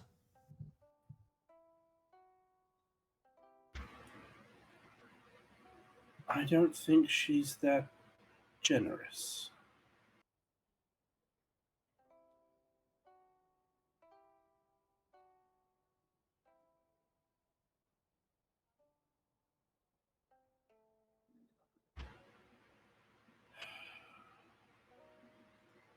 I'd love nothing more than to confront her about it, but I don't think that would go particularly well. Knowing her, she would probably try and visit you in your dreams and either torment you about it or something like that.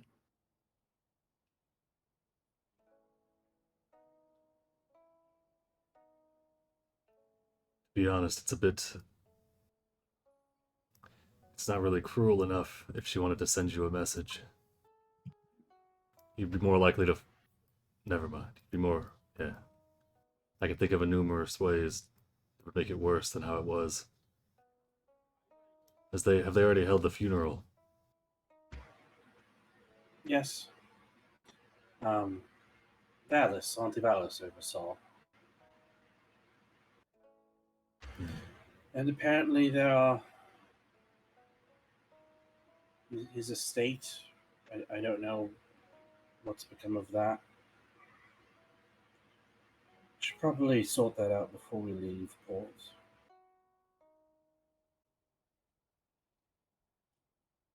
I just feel very empty right now.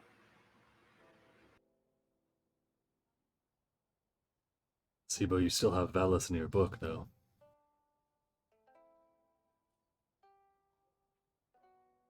It seems strange that she would not send word of the news. She probably didn't want to distract. Oh, she can't reach out to me. I have to reach out to her. And then she can respond. Yeah. So. I see, and we haven't spoken with her in a few weeks. I immediately start writing. Is there something you need to tell me? No, don't bother. Do you write it or? I don't finish it if he tells me to stop. Okay. Is there something you need to? I'll see if I can speak with her since we are up this way. You're welcome to come along. All of you, many of you. I'll join you. Thank you. Yeah, same here. And Julian, he's got his hood up and his mask on, and he's just basically physically hiding. Okay, so you guys go to the palace to seek an audience with the queen? Yes. If she's available. You are informed that she and the king are taking in an afternoon play at the Theater of the Gods. But they will be back at the palace in the evening. Which play is it? It is the reclamation of the Mithril Mines, a retelling of the heroes of prophecy and their sacrifices that were made to reclaim the ancestral mines and forge of the Dwarven people. It's where we met Hirak and Gallic.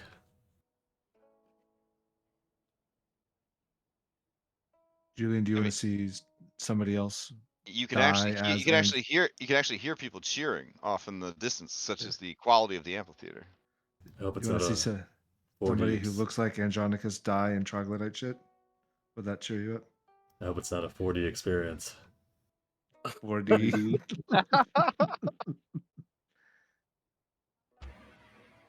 No, I don't want to see anyone die right now.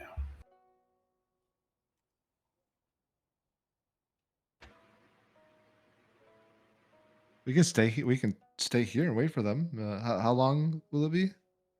It's gonna be a couple hours, and these old timey plays, man, they went on for a while. There's intermissions, like yeah. I asked one of the staff, "Do you guys have any gem encrusted bowls laying around anywhere?" Won't be Gem missed. encrusted bowls. I just I heard that you frequently are sent to the palace. I was just curious if there's any, laying around. I'm a door guard, sir. So that's a no. Okay, no problem. I'm sure in the treasury they do. Oh,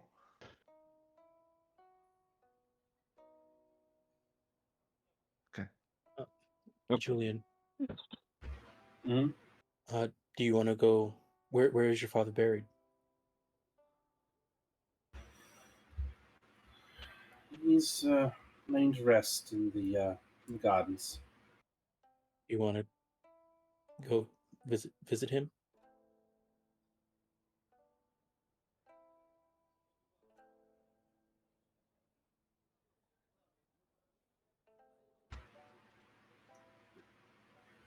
Yeah. Okay. Let's maybe we can stop by the Wakora and pick up something to leave. Sure, Andronikos and them could use a lunch break. Pull them out of the courts. All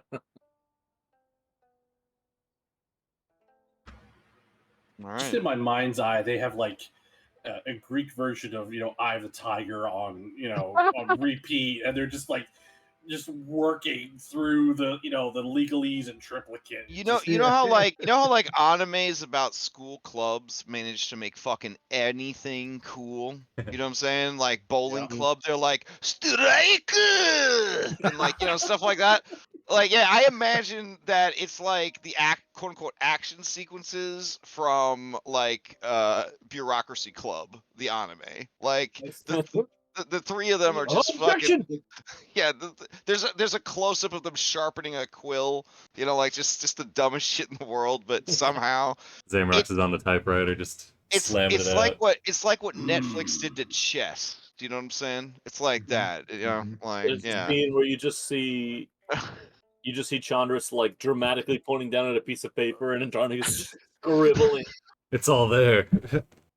Another scene where he says again, and then you're like, A. Initial here, sign here. A. This is like, I need the first letter of your name. A. Yeah, like that's. What, you can't hear me, Malakas? And then there's just some mean ass like librarian lady that keeps shushing you guys from behind her desk. Yeah. Amazing. Zamrox has to keep running out for coffee and meat pies to keep you guys energized. Oh man, it was fucking horrible. The closest thing I could remember in real life of going through is it took me and my dad 7 hours once to buy a car.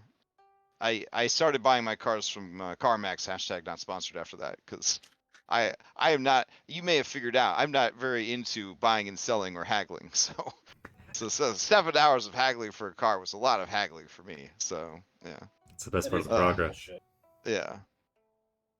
Yeah. You go to CarMax, they're like, this car costs this much, and you're like, how much is that car? They said, the amount that's written on it, and you're like, here's money, and they said, here's car. Leave. You're moving like the best part of the process, though. No, getting the car is the best part of the process. Going home in my car is the best part of the process. Not leaving my home is the best part of the process. You could buy it online if you wanted to. # not sponsored. All right, so you guys head across town. It's a long journey through town, and unfortunately, it does pass the renovated temple of Lutheria. You see her 3 statues in the Fey Gardens. The maiden the mother and the crone versions of her. And Julian, you can't help but feel that they are watching you. Their eyes sparkling in the afternoon sun. Because, again, in ancient Greece, they actually painted all their statues like they were giant Warhammer minis. They weren't all just like white. Yeah, so it kind of just looks like 3 Lutherias are watching you. Everybody forgets that part, I think, the painted statues. Yeah. Anyways, so you guys make your way through the town and all the way up and around. And then you reach the agora. You find something suitable to bring to your father's grave. And then you head into the gardens, which are quite lovely.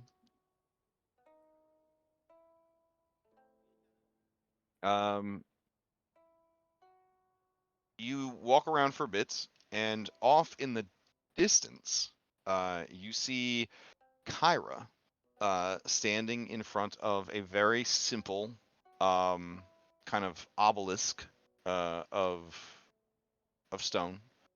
But like a skittish deer, one moment she's there, and the next she is gone.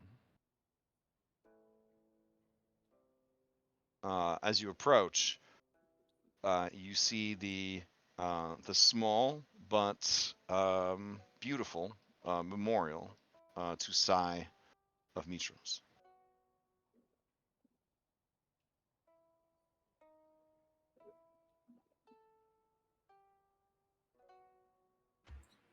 Julian will take off his hood and mask, place the offering, and add it to the collection there. And he'll sit down in front of it. And he'll say, "I'm so sorry, Father. I should have been a better son to you." And he'll just start crying.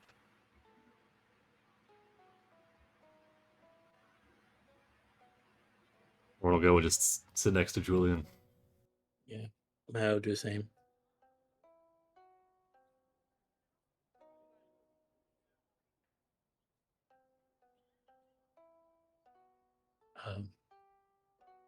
Julian, Yes. I think you were a really good son to your father. When we last met him, he just seemed so happy talking about you, telling us stories of your youth. We were trying to make up for lost time.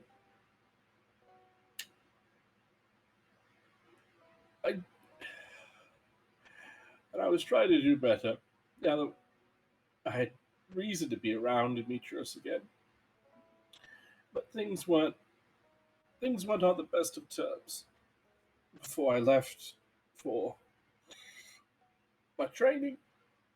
And then I was a right shithead, fucking around with rich people that I shouldn't have been, and getting into all sorts of things. And I just didn't make him a part of my life. Now he's gone.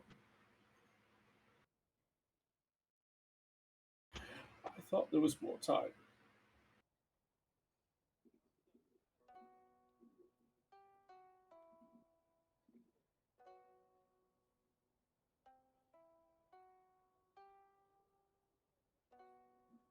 And I know I'm being kind of selfish because not everyone has a pet around, but I thought there was more time. It's okay, Julian. I mean, if it hurts, it hurts. So it's okay. I don't know what the cost would be, but it's obvious he was taken before his time, the two things that could have done that are the Fates and Lutheria. We have a bone to pick with both of them. That doesn't have to stay gone necessarily.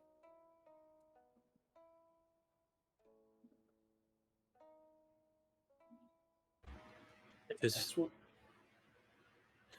what worries me. Said I will make it a rash decision to get my father back.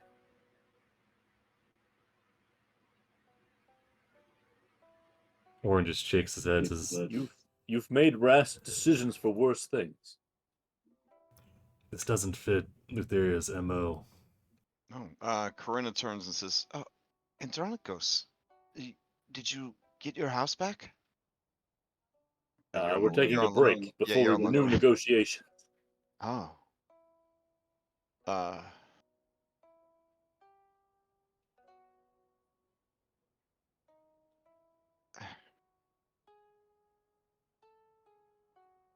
If Lutheria wanted to hurt you, she wouldn't have done it like this.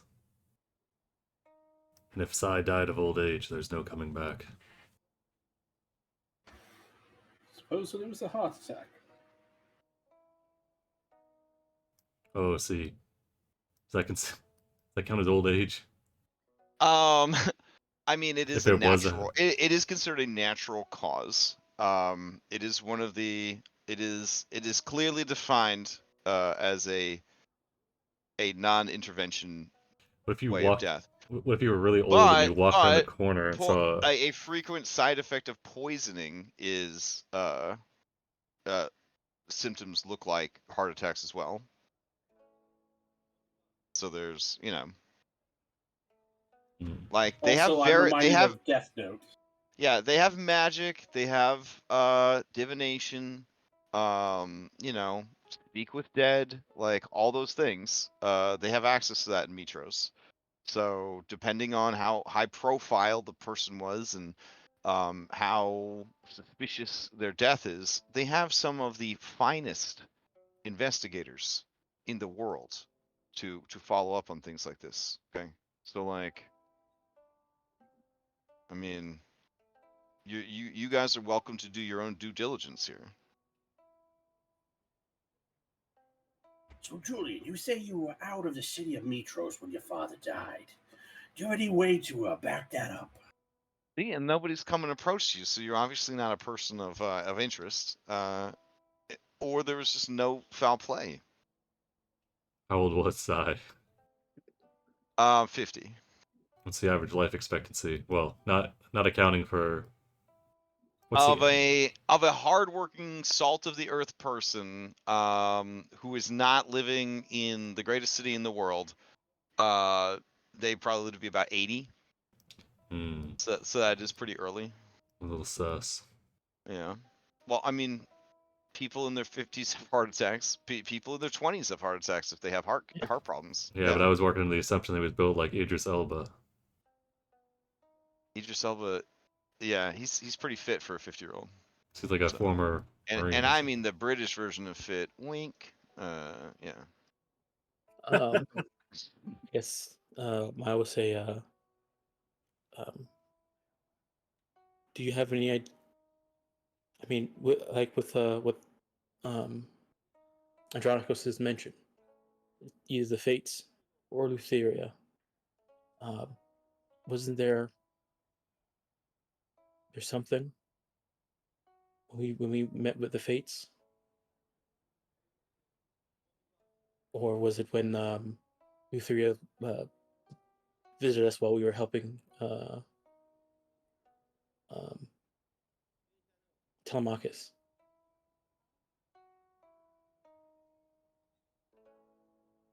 Sipo, do you remember anything?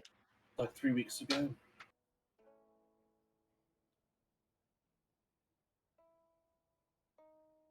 So you're asking Sibo with his keen mind what would have corresponded with size passing here versus what we're doing out at sea. Well, if I recall, you did upset two very powerful people Don't you one. dare undersell us. We've upset way more than 200 people. Yeah, fair, fair. Yeah. You have upset many powerful people. I believe at least one of them made a direct threat against your family or against the people you cared about. That was the fates. That was the fates. That was Granny Morta, who said something about making a visit to Mytros.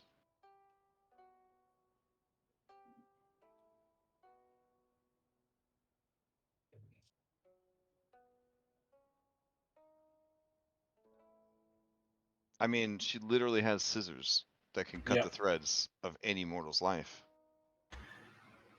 No, what I was saying about Death Note is like if you don't specify the cause of death, they Mhm. just die of a heart attack. Yep. Yep.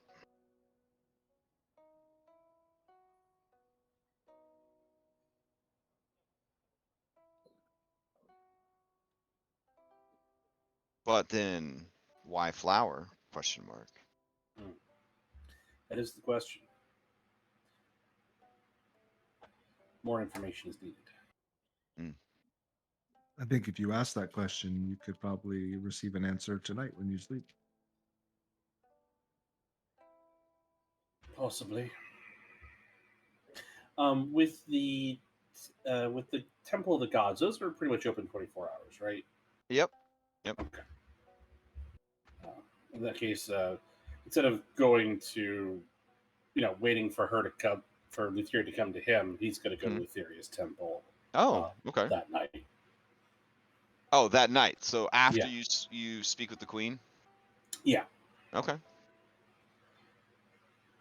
He's just All going to approach things logically. So he found things out, and so he's letting everybody else know. Now he's going to gather information from Vallus and other mundane sources, and then he's going to go talk to Luthieria tonight. Okay. Andronikos, you have anything for the party before you return to the data mines?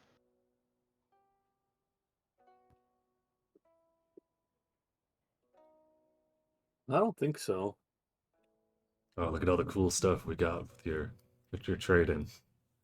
If you bring news of if you bring news of that back to Chandris, in addition to helping you with your house, he will work on getting Julian's inheritance squared Yeah, away. I will tell him that. Okay. He's like, more paperwork? Ah, couldn't possibly. Zamrock just runs his hand back through his hair.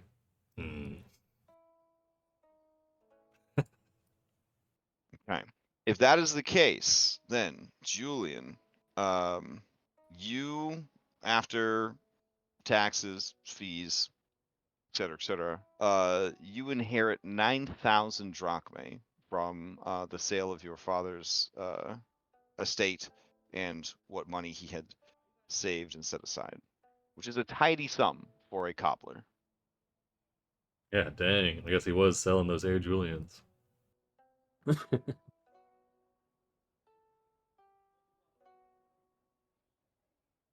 In his along with his final effects, there is a letter, a scroll. Essentially, it reads, I hope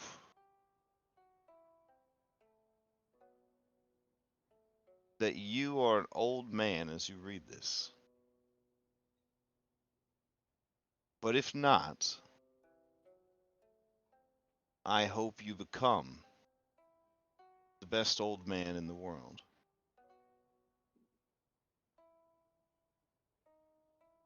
I tried my best, but it was hard. Looking back, I could have done better.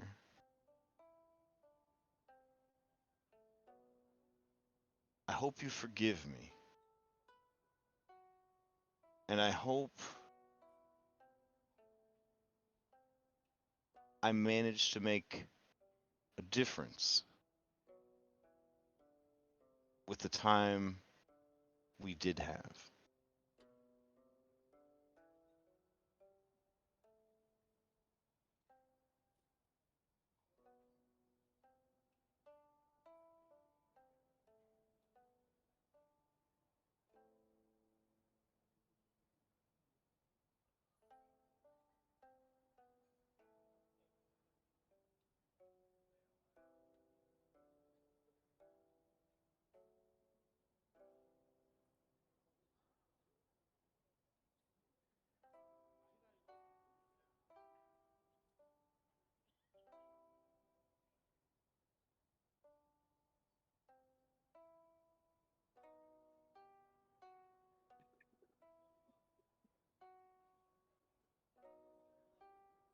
Hello.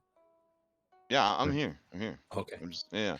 So with all that Oh, we lost bureauc- Julian for a second. with all that bureaucracy set aside, evening comes. The ballad of the mithril mines would be over, and the queen would be able to see you at the palace. Cool. Am I like?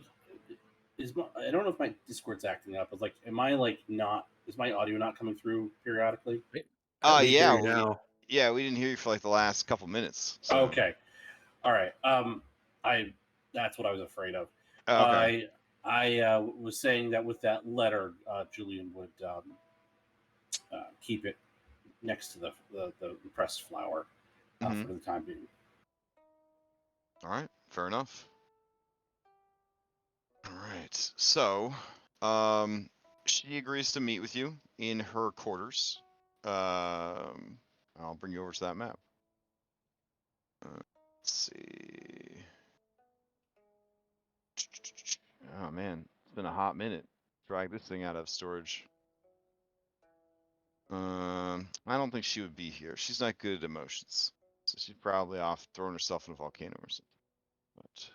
But all right. If you don't see yourself on the map, oh, yeah. I'll drag you guys out. Oh, Orin's already there. Okay.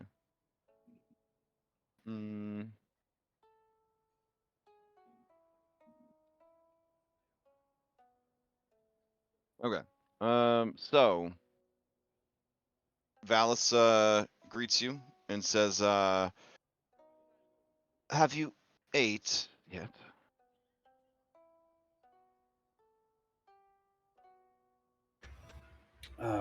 No, we have not. I see. Then I shall have food brought to us. I understand that you have been made aware of Sai's passing. Yes, just today. It was a shock. I hope you understand the reason I did not burden you with that knowledge.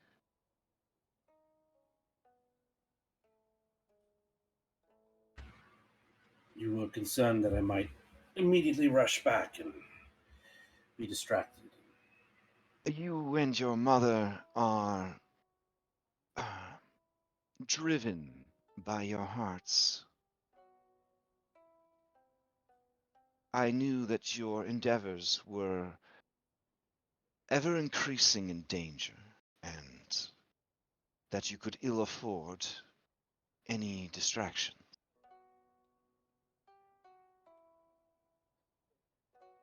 I looked into his passing personally. I do not suspect foul play. I even called upon Lady Lutheria personally to ask if she had some hand in it or knew of any such direct action that might have been taken against him to cause harm to you or your mother.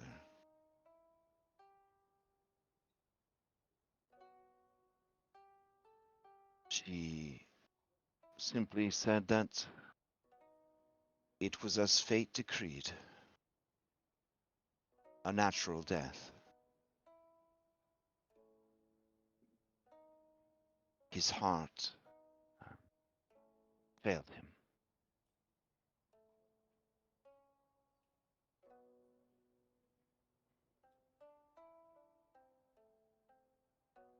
Because it was a natural death, it would be ill-advised to try and bring him back.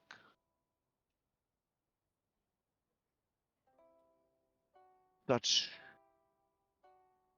incidents have occurred throughout history, but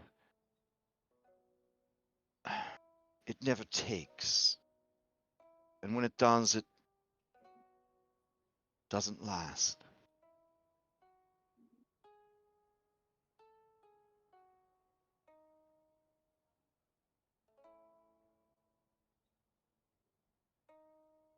Five decades is a very short time, even for a human. But I feel that Sai of Mytros, I feel that he filled those 5 decades from cover to cover.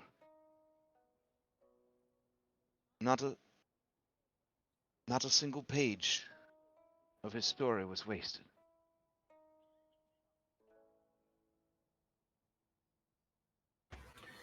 It is kind of you to say, Auntie Vallus. I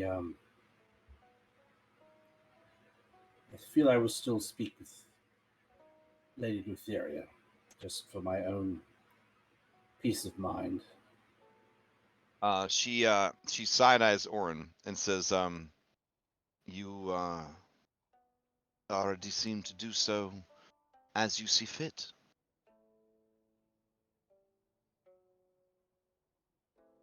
Got to make a habit out of not contacting her more than absolutely necessary.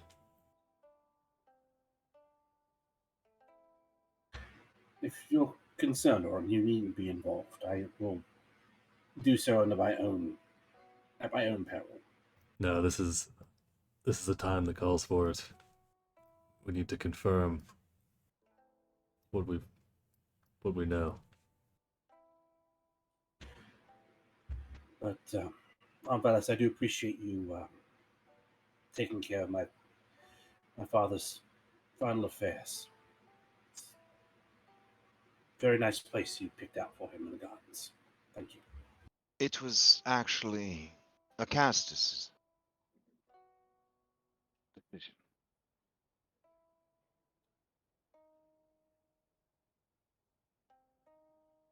I explained to him size significance, and he spared no expense.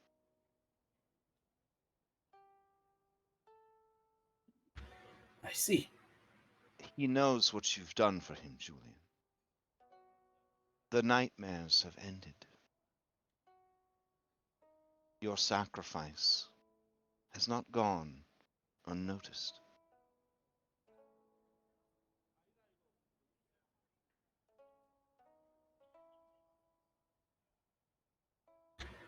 Well, if you could please extend my appreciation to your husband. Or if I see him, I will thank him myself. She nods and says, such maturity I see in the man before me in such a short time. Truly, this Odyssey has been a crucible.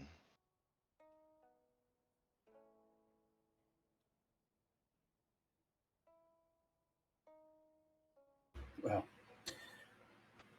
can't drink and whore and gamble my way out of every situation, now can I? Uh, she makes a stern face but does not smile. And says,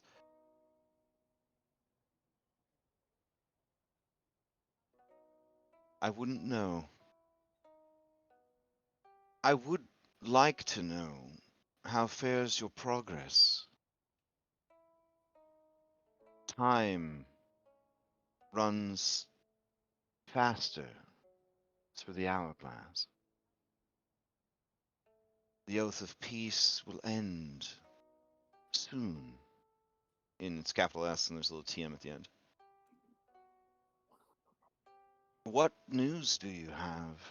What progress have you made? I understand you were looking for bulls. Or it travels fast. We are. There was a concerned guard. They claim that Petios, the halfling burglar, greatest thief of all Thylea, was casing the joint, I believe was the words they used. I take it the guard said that Peter's bore a striking resemblance to Sibo. Well, they believed he was wearing a disguise. I see. It As does the check real out. Sibo Shepin was far more handsome.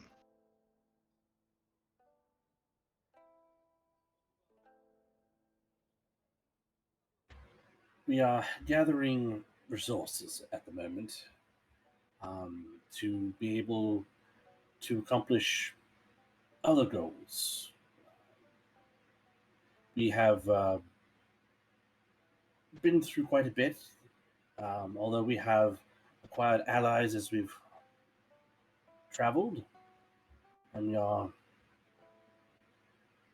presently trying to upgrade the ship to be able to fare better in combat, and are making plans for the future.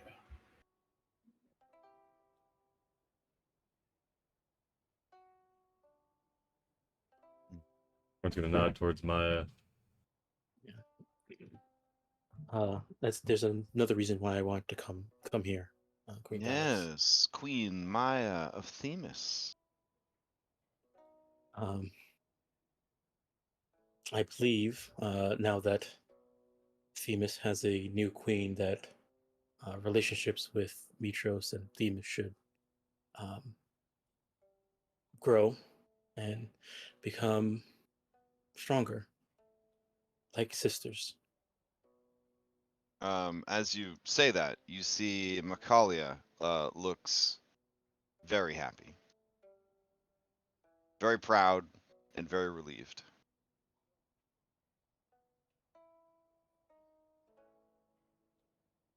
And the queen says, "Of course. Long and longer still have we sought peace with Themis. And now that the foul shadow of Lutheria no longer holds them, now that you can guide them, we can be as allies, sisters in battle, to defend our homes against the war that is to come."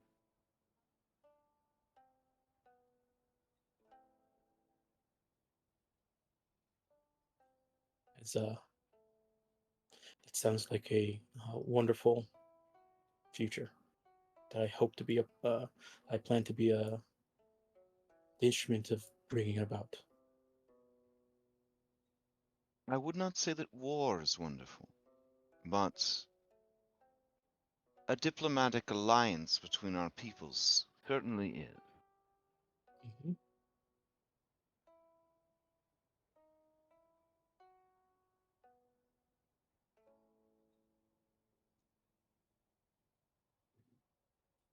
Okay. So do you guys like fill her in on anything, Yeah. everything? Like, do you leave anything out? Like, Give it a full Are- rundown of the Yeah. roughly are- 3 weeks we are- spent in the Fang. are you like, what the hell? Ain't you a god? Don't you know already? Like, any of that? God Like, dang it, God dang it. Every day we stray farther. Are you telling me you've had 500 years to build up an information network and you don't know anything?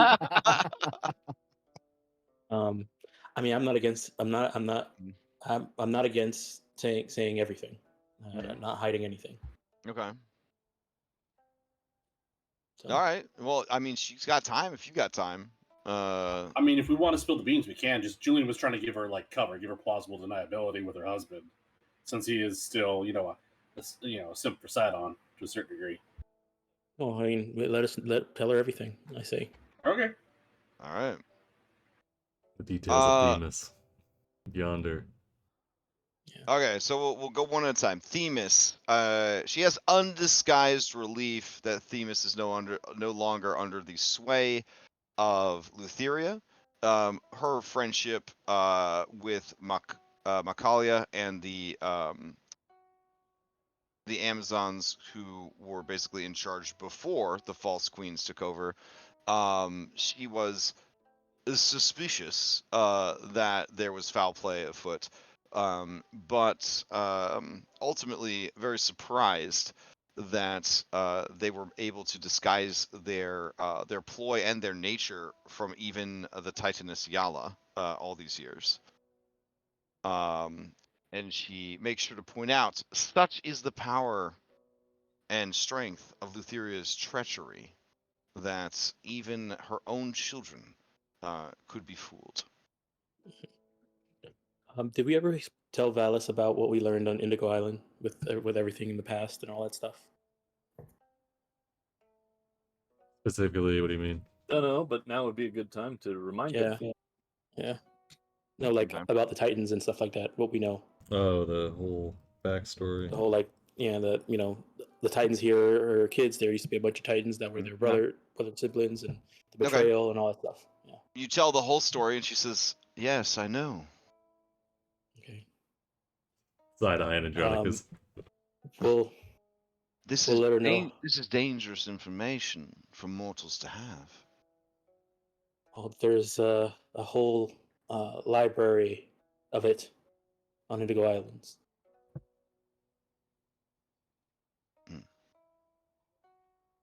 We'll let her know about Halcyon and the deal that we made to get Kyra her powers back. Okay. When you say that, she says, "That makes sense." And that's all she says. When you mentioned the rocks, she says, "So of all of the rocks in Thylea, you sought out the two most powerful, the paragons of their species, as the ones that you would befriend and convince to come back and live in Themis." Didn't work. So It didn't work. yeah. As a high wisdom person who makes a lot of dumb decisions, she gives you a look that says, "Sometimes it happens." She says, "The Sidonites had more success hunting down lesser rocks, some of the staggered islands off the coast of..." She kind of like narrows her eyes, trying to recall. Typhon and the Garden of Helios.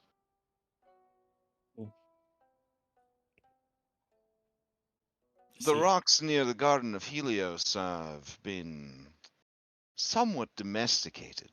Their love of elephant flesh has put them in conflict with Helios and his people, long enough that they have learned to fear the Cyclops.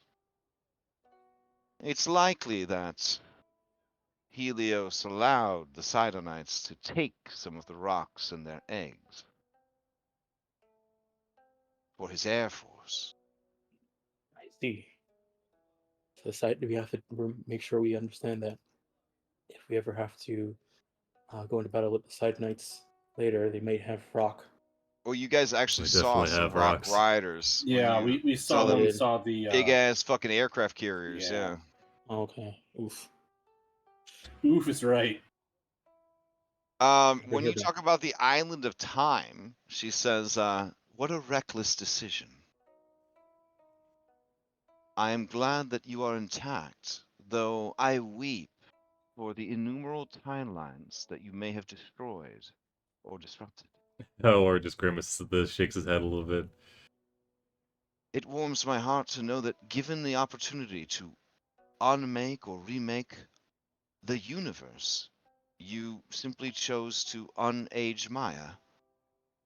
A very wise decision. Time is not something to be meddled with. It is the most foolish and dangerous thing you could ever do. She looks directly at you, Julian, and she says, and beings that think such things, frivolous games, are the most dangerous of all.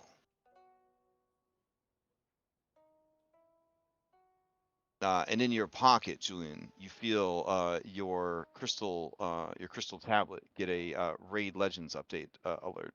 So, hashtag not sponsored. Or it'll silence his crystal tablet.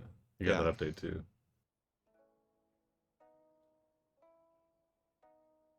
In regards to the island of Helios, she kind of commented that on already, but she says, Helios is not an individual that I would trust. But if you can convince him to stand down in the conflict that is to come, if you can convince him to stop assisting our enemy, that would be quite beneficial. I dare say if you're able to coerce him into an oath of service, or an oath of neutrality, then that would be even better. It Though did it's seem highly unlikely that he would do so. it did seem pretty intent on his neutrality. Don't see him having much reason to change that now. But we can do what we can to get him to agree to something formally. Do not underestimate Sidon's overconfidence.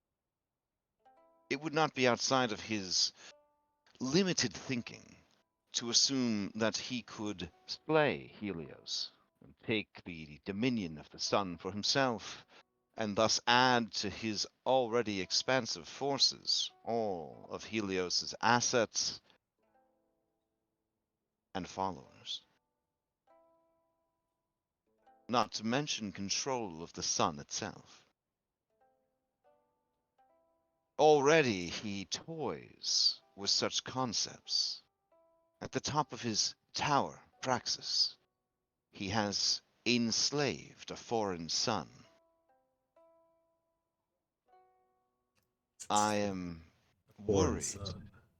what he intends to do with such power. Are you saying he found a sun from a different world and brought it here? Yes, of course. She says that like, don't you know about science? Like, what do you think? They're giant balls of plasma floating in space? Idiot. But she doesn't say that. She doesn't say that. But you kind of get that vibe a little bit, Maya. Now that your insight's really high, she's kind of a bitch. A little bit. Yeah. Yeah. Um, Oh, well, what?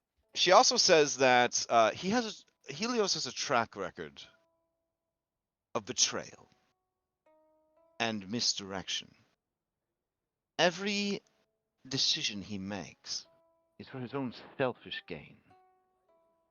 The only constant with him is his greed and self-involvement, which transitions us well into the island of gold and the traitorous Midas.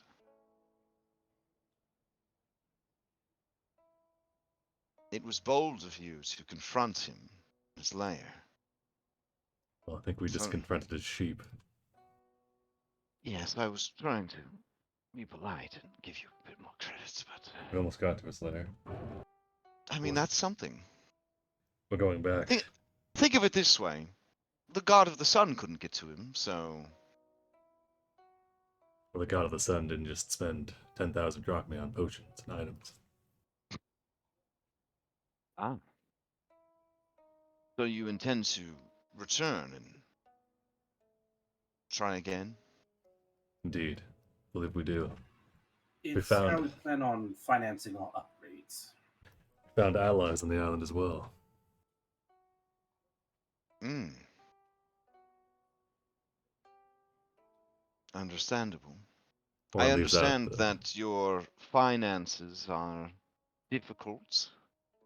The initial money that I provided for your Odyssey has likely been used by now, but we must prepare the city's defenses for the war, or I would give you more. I hope you understand. And I understand. I'm now the Queen of Themis, and I'm still having these financial issues on this Odyssey because You that could money belongs to Themis. understand the temptation to draw upon one's country's resources for immediate gratification, but currency is the lifeblood of commerce and civilization. To take too swiftly and too heavily would be the same as riding a mount into its own death, or cutting off your own flesh to speed the results of an immediate battle, only to die afterwards from blood loss. No, if wealth is what you seek, Midas is certainly a means to that end. My siblings would advise against it, but you could rid the world of a great evil by slaying the dragon Hexia and taking her fortune for your own. Actually, that's a question we wanted to ask. Maybe you can give us an answer that Kyra refused to and Pythor refused to. Do you know what happened between Pythor and Hexia? Yes. Would you be willing to elaborate? Let us know, fill us in. They were lovers. And they were married. But decisions had to be made. Sacrifices. Pythor had to walk a path that Hexia was unable to follow. He had to choose. When he did not choose her, her broken heart spilled forth a vile poison that she has spread throughout the world for centuries ever after. Pythor, being a fool, shoulders the blame for her action. But each individual is responsible for their own action. Life is what happens to you and how you respond to it. Broken heart or no, abandoned or no, she continues to choose evil.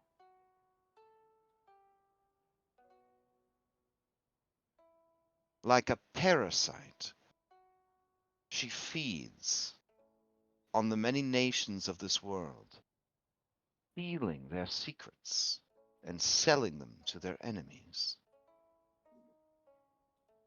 stealing their people, their treasures. She is irredeemable.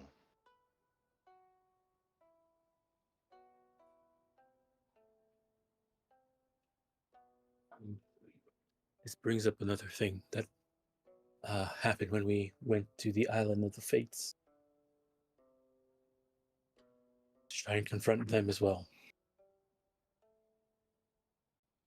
When you say confront, am I to assume you tried to slay them?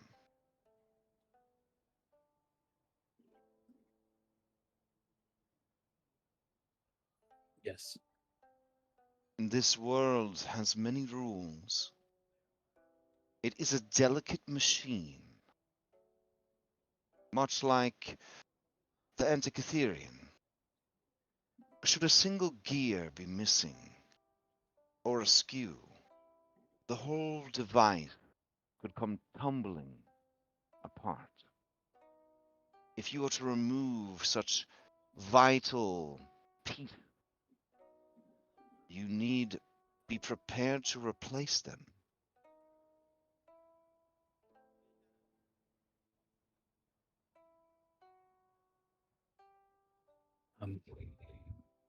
That we know now. And we've had many discussions about who would be the replacement. We have not figured out a decision there yet, and why we haven't returned to that on the fate since. But to my point of why I brought it up is, while we were there, we learned something that about dragons on Thylea and their involvements with the fates. We believe the fates are corrupting them, making sure that dragons exist on Thylea. They exist with a certain demeanor. Okay, so Maya, this has an actual effect on her when you say this. It is the look of a person who is vindicated but wishes they weren't. That all their suspicions are proven right, and now they're sick to their stomach over the truth. My husband's dragon, and the dragons of this new order of Dragonlords. I could sense their corruption. I knew it was unnatural, but to find out that the fates, the stewardesses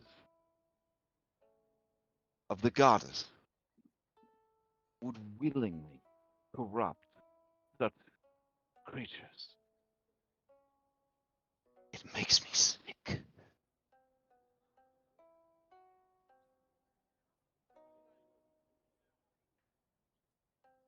What payments could they possibly have received to so grossly abuse their power? Though I suppose they could justify it insomuch as dragons, forces of powerful elemental magic, are not native to this world and therefore outside the rules.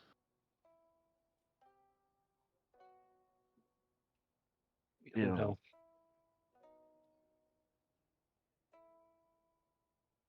Did they offer to remove this effect? And if so, what price did they beggar? They did not. They did not offer. We did have questions, and when we asked them, it seemed like I had the feeling they were. While we were there, they were confused and afraid and curious about us. One of them explained that we are outside of fate. They can't see us. Oof. When you say And that, she's gonna roll a deception check. The matriarch is the only one that seemed to have any wits about her. Or her sanity, at least.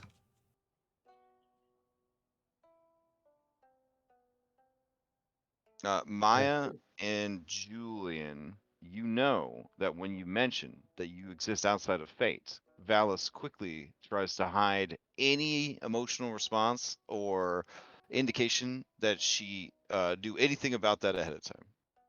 The rest of you, her 21 deception check is pretty good. So it's like, oh yeah, that's news Maya to will everybody. Maya will News to one. kind of squint her eyes a bit and says, if there's anything you can tell us about that, it'd be very helpful. We're all here for the same goal, so the more we know, the more we can help. The twins, they are the children of Thylea.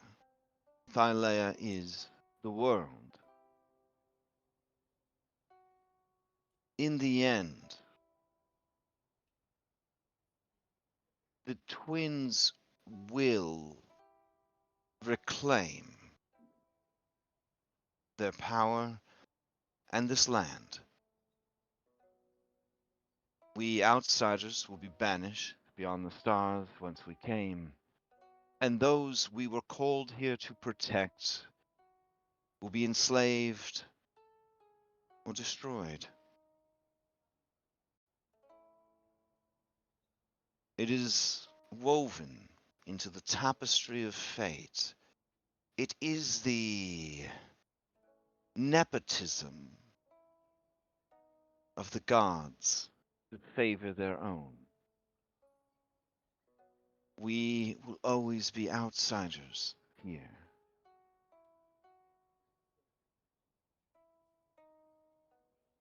But Versi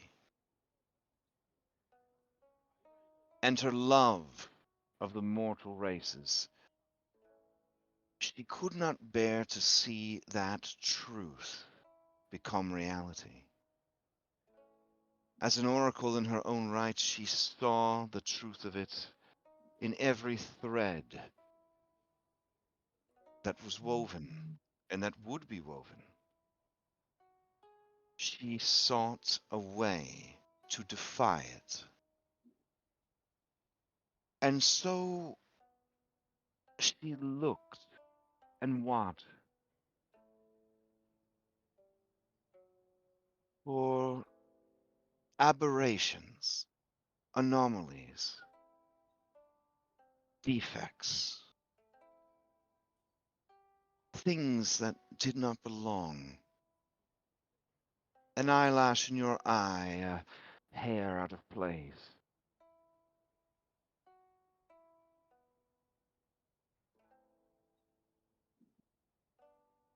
There were many, and there still are a few, yet uncalled. And many were tested, as I'm sure my sister has told you, with some jocularity. Most did not prove worthy.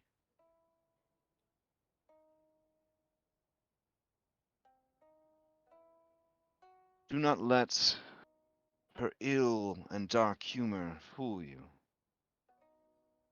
She wept for each and every one. But you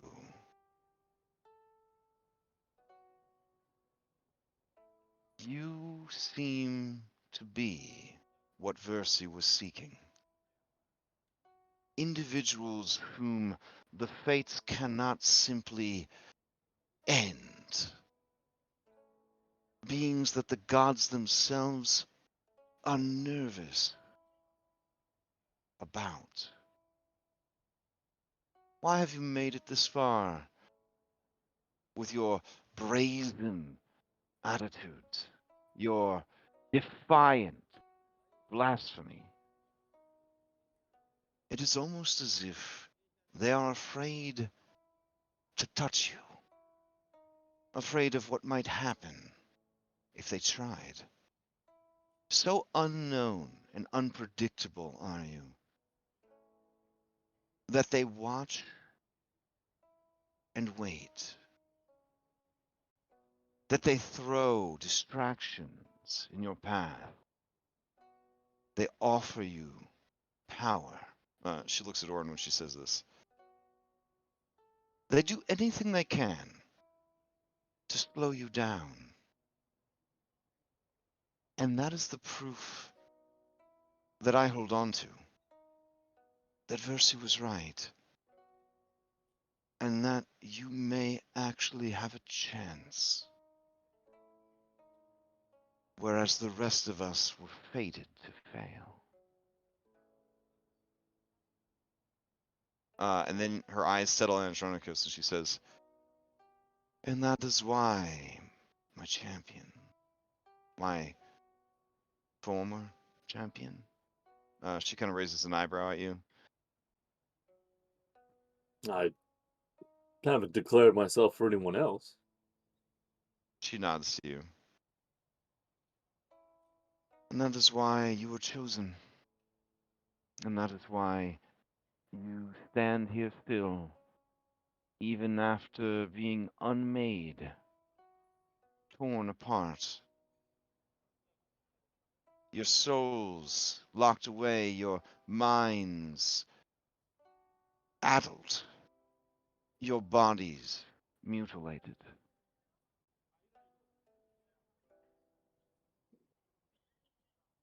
You will endure.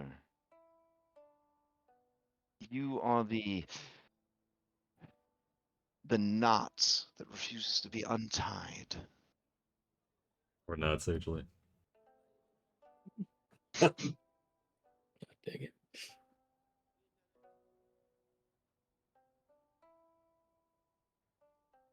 Does that answer your question, Maya? It does.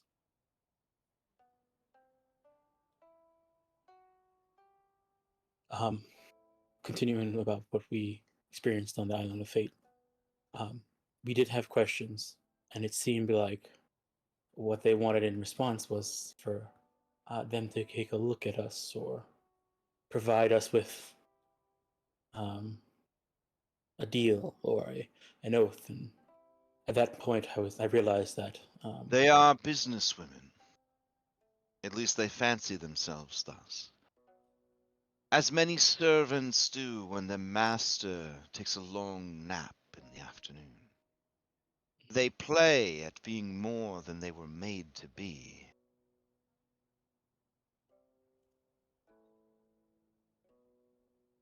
You were wise not to take any of their bargains. You yes, are unlikely to come out the victor in such a situation.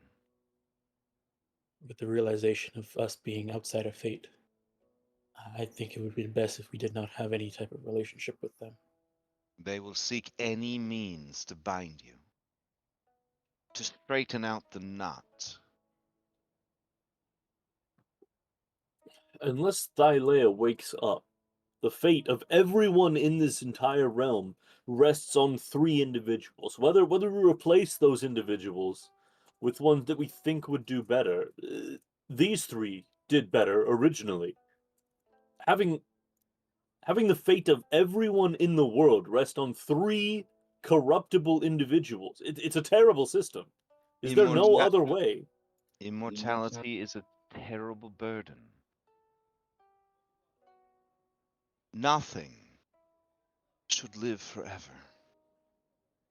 The longer one exists, the more out of touch it becomes with reality.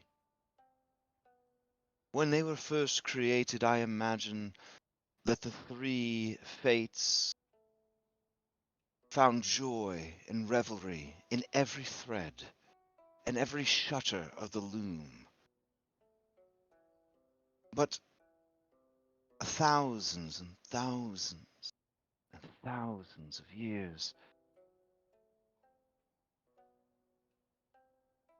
eventually, that joy fades. The satisfaction wanes. A being finds itself wanting more.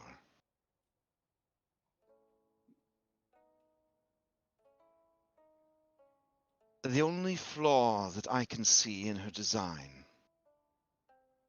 is that the fates are not held accountable by any, even the Furies, who are the keeper of oaths and rules and reality. A better system of checks and balances could have prevented the fates' corruption, as could terms of service. I would not speak ill of the goddess Thylea, for she is ancient beyond my understanding, and her ways are as alien to me as the beings that created all of the multiverse.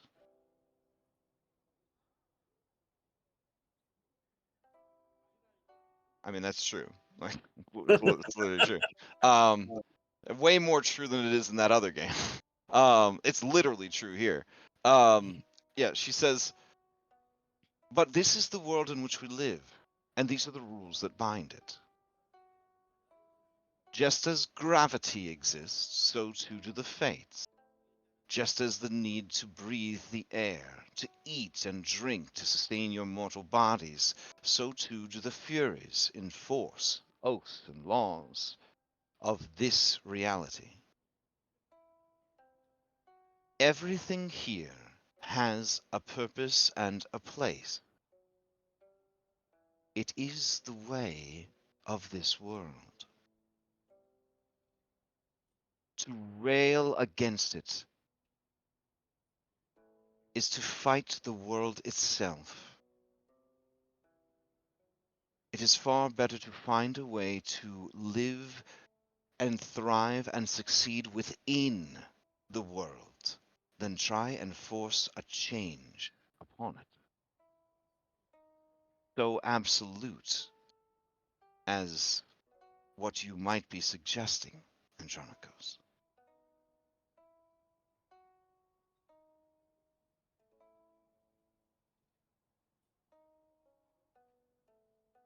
Just feels like giving up. How so? Do If- you not intend to confront the fates? Do If, you if wish for their there's corruption to continue? no, but I wish for it to not happen again, and there's no way to do that if there are fates. It's just if you're a peasant and the king enacts some terrible law, it's easier to live with it. But is it not more just to rise up in rebellion against it? It's Why can you not do both? First, you stop the corruption. You remove the infection. And you place upon it a new Interesting. and healing element. While that holds, while it heals, you now have time to address, in your analogy, the king.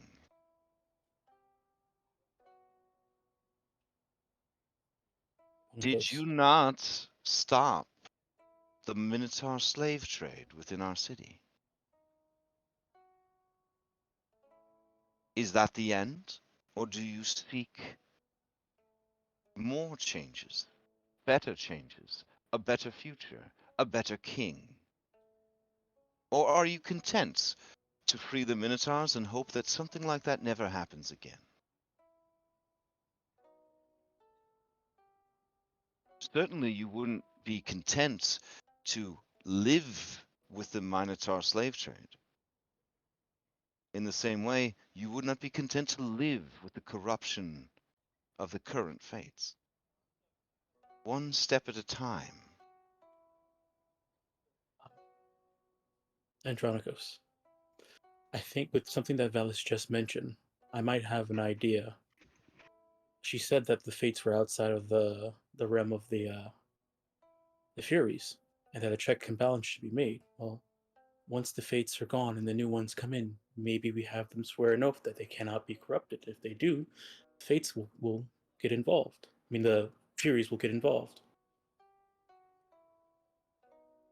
we could That also way, time the immortality is part of the problem. We could also have the position become temporary, 500 years or something along those lines. or maybe have them be able to decide if they do not feel they want to be the fates anymore, they can leave, but they have to find a new person to replace them.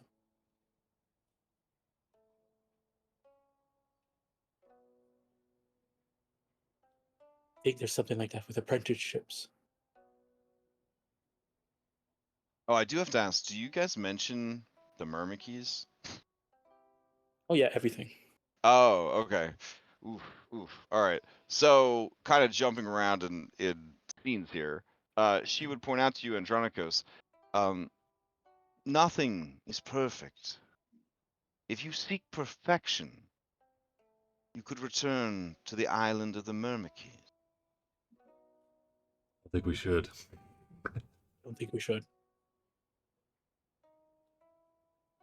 I know it's drive home a point, but I want to make it clear that never going back there.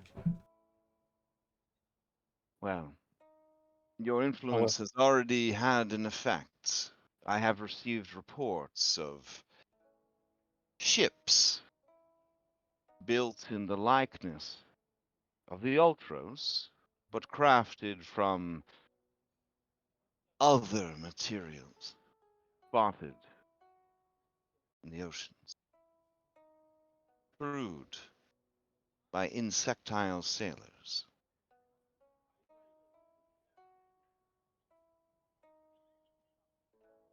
We also saw through my scrying on Praxis that they are still there,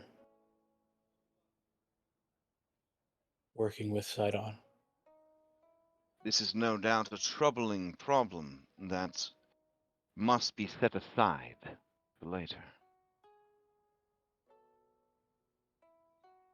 But one you should not forget about.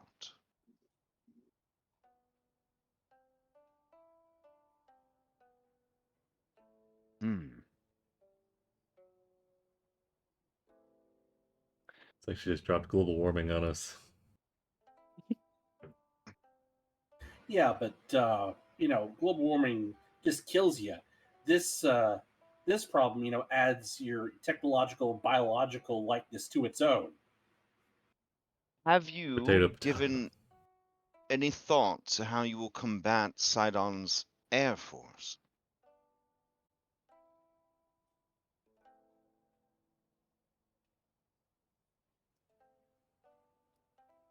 I see. I bought a bow. Then I would advise you keep this in mind. The god Helios has in his possession a key. The key is a port key, a device used to teleport to a location. This location is the ancient Dragonlords' fortress of Skyhold, a floating continent hidden by magic that floats in the skies above Thylea. The last remaining key came into his possession, and he guards it jealously. Be unable to use it. I don't know. He But I drags the sun. imagine that this island, this sky island, that has been hidden from the eyes of the gods and mortals alike for centuries, would still hold many of the weapons and secrets of the ancient order.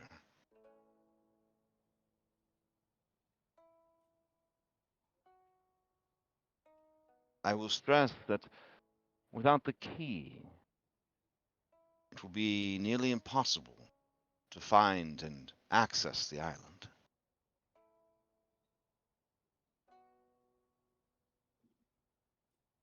You could try to get the information out of Damon, but he has sworn his oath of silence. You've not heard of anyone visiting this island in 500 years. As I have said, magics laid upon it have rendered it obfuscated, in the same manner that we have trouble focusing on and remembering Andronikos and whatever it is that seems to make him so sad. I think those two are connected, actually.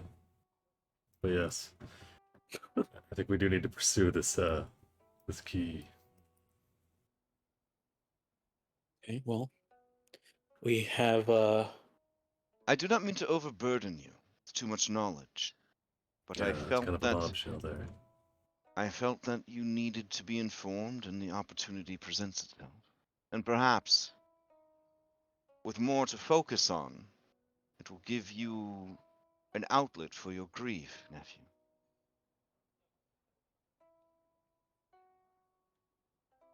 Maya, your high insight tells you that Vallus deals with her feelings by working extra hard and putting them in a box, putting that box up on a high shelf, and locking the door to that high shelf. One day when that shelf falls over, hopefully I'm not there. You imagine that sometimes the shelf has fallen down, and that's probably how she woke up married to King of Cassis. So, Mhm. mm, Mhm. yeah. Makes sense. Looks like Corinna. Corinna looks at you, confused, but And then she says, happy to be there. An ancient Dragon Lord hideaway up in the sky. Mm. Maybe there's stuff about your Mm-hmm. lineage up there. But how will we convince Helios to part with something that he feels is a great treasure? If we had known about the treasure, we could have made arrangements to have that be the reward for the death of Helios. Or, no, Midas. But then, now we are just going to get the answer to 3 questions. When she says that, Vallus narrows her eyes, and she says, he agreed to tell you the answer to any 3 questions, did he? He did. I see. We have asked Maya, before. with your very Maya and Julian, with your very good insight and God insight, you can tell that Vallus is plotting how to assassinate Helios before you can ask him those questions. She just sips her wine. That's what everybody else sees. They just see her sip her wine. But the two of you, you see the gears of assassination starting to rev up. Warren just sitting there like, dang, I knew we should ask for 4 questions. I'm gonna give a look to Julian that says, And well, Julian's going to that- give a look back to Maya, like, And we that's need to been- talk about this, but not or here. we need to talk about this, or we just leave it alone, because either way we might we might get what we want out of either turn out. Vallus looks over at Sibo and says, "You have been very quiet, Sibo. I value your intellect, though you do seem a better fit to be in the service of my sister than Versi or myself. What do you make of the goings-on that have transpired? Kira told me that you had pieced many of the mysteries together."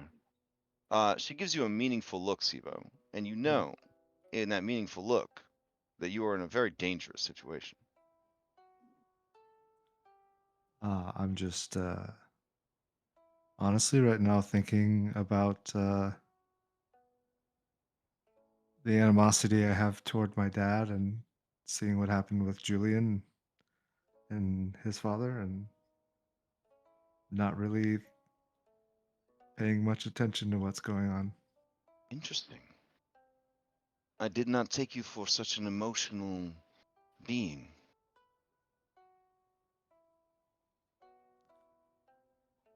Well, Julian said he thought he would have more time, I see. and I've kind of squandered mine.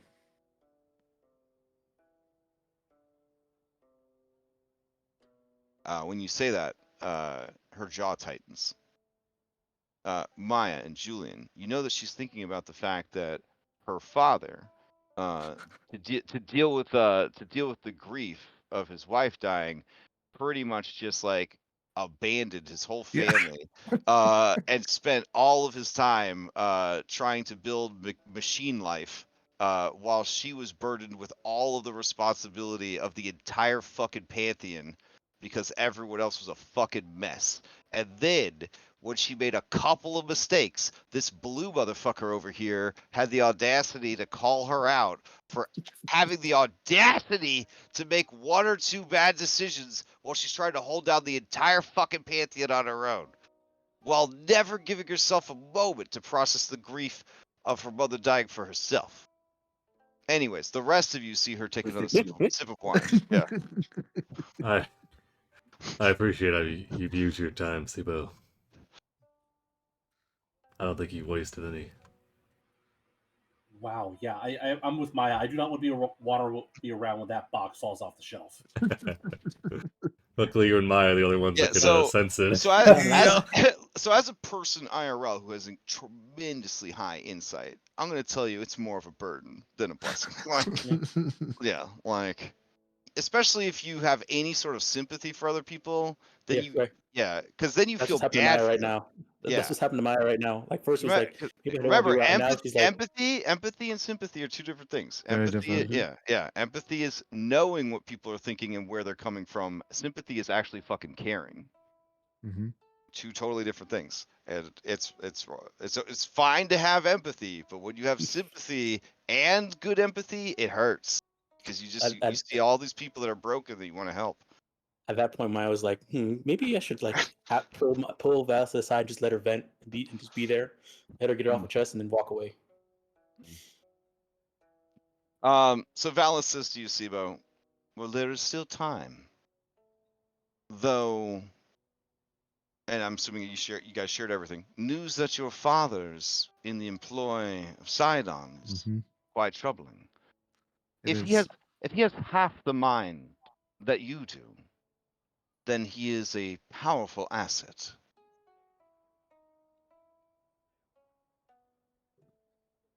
He does. Corinne says, "That's rude. You think your father is half as smart as you?" At least.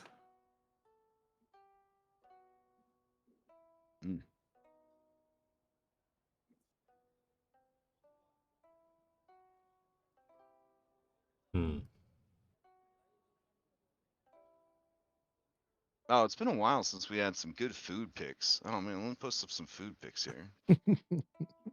Let's see. Oh man. So part of making Curse of Strahd extra miserable is to show people delicious food that they wish they could have in real life that they don't have access to. So anyways, so they're bringing in all this delicious Greek food for you guys to eat. So I'm sitting on it. And I think oh, go ahead. Olives. Oh, yeah. Olives and cheese. I think Oren would ask, so Sibo, so before you arrived here, you and your father were on a ship together, and that he was captaining. Oh, don't worry. He go ahead. Don't worry, Siebes. They got you covered. Okay. Oh no. Well, it's cooked. So IRL octopus is actually really good. So that's super good. I Not as good as eel. Bad octopus then. Eel might be the tastiest animal I've ever eaten. Eel's so good. Oh my god. All right. Sorry. You were asking him about his father's ship. Yeah. Yeah. So actually, no. He left without me when I was younger and disappeared. Followed him once you were able to sail. Once I understood where he was going and what he was looking for, and then I got trapped in the same storm. I guess he did. Many years later. It's possible that he's working for Sidon against his will. He arrived here and was coerced into it. I would like to see someone coerce my father into doing something.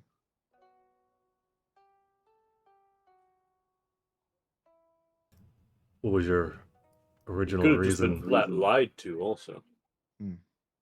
What was your original reason for seeking him out, coming after him? He disappeared. I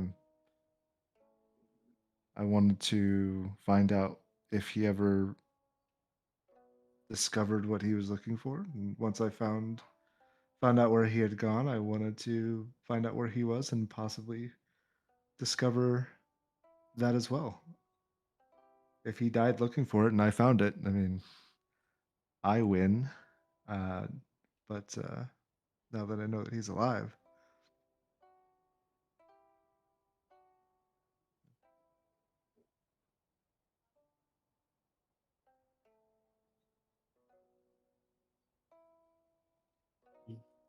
Well, I hope you get that chance to speak with him. I also know I can probably send him home without ever saying a word to him now as well. Ah, yes, banishment. When you say that, Vallus says, "What an inspired solution to your problem." I think you might want to talk to him a little bit. I will talk to him when I get back home.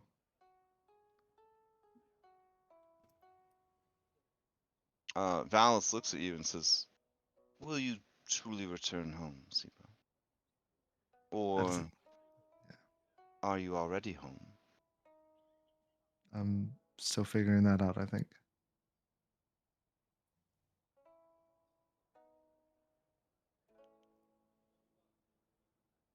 I'd like for you to stay, Sibo. So Vallus says, "No, the hour grows quite late. Is there anything else that you would like to discuss?" I guess Maya's gonna give a look to Vallus and see if just try and say like, "Can I speak with you afterwards privately?"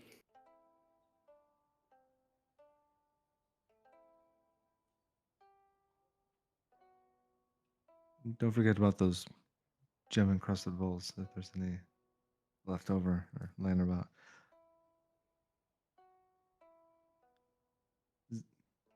Any of this food, was it delivered in a gem encrusted bowl? No, it's not the Okay. So she has a very high insight also as the goddess of wisdom. So you Mhm. guys stare each other down and have a silent conversation where she says, "My feelings are my own, and I don't need to share them with anyone, and I don't need any help, and I don't need to discuss them because It's not that. It's a question.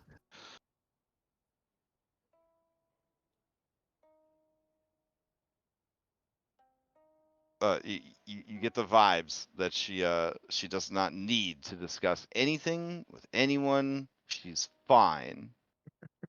Period. Period.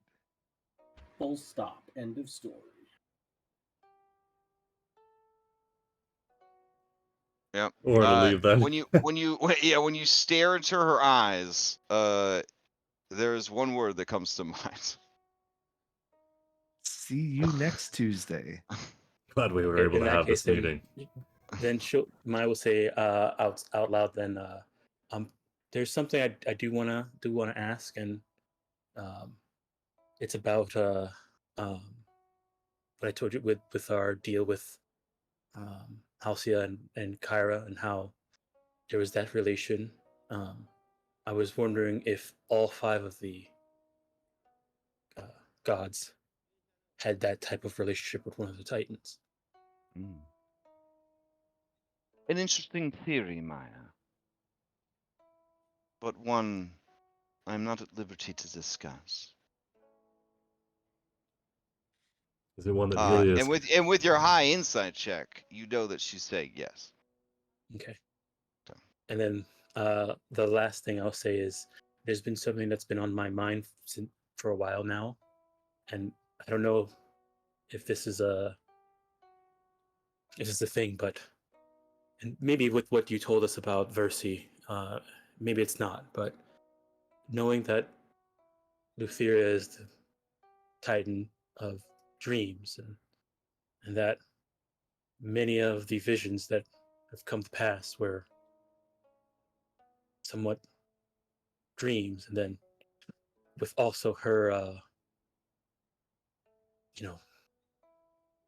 bringing Orin back in order to end Sidon. I'm wondering if all of this might be some type of machination from her. You are worried that Lutheria, the greatest trickster of all time, might have ill machinations at work. No, your sister might take offense to that. she looks over at you, and she says, perhaps.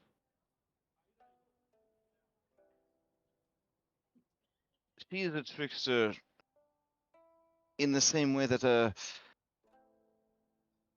other worlds would have something called a jester, a comedian of sorts who's empowered by others, even the most powerful, to make light of the status quo, to challenge the ideals and the actions of its leaders through humor and parody and satire. Kira is more like that.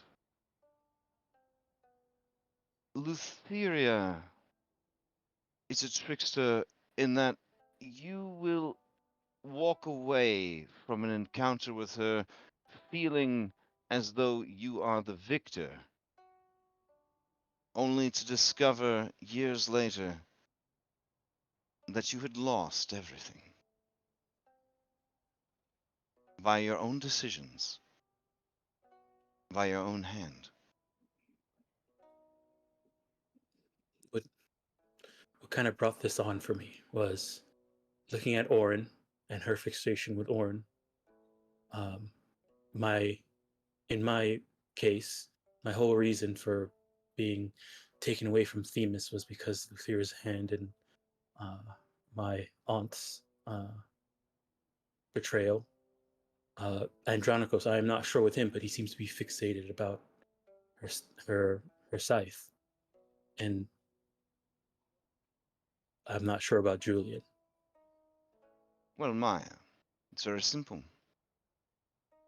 I explained earlier the joy, the hope that we felt at your discovery. That Versi did everything she could to defy the fate, to find some way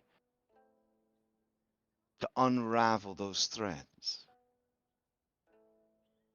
Who wouldn't want such power for themselves? Especially one who is bound by fate.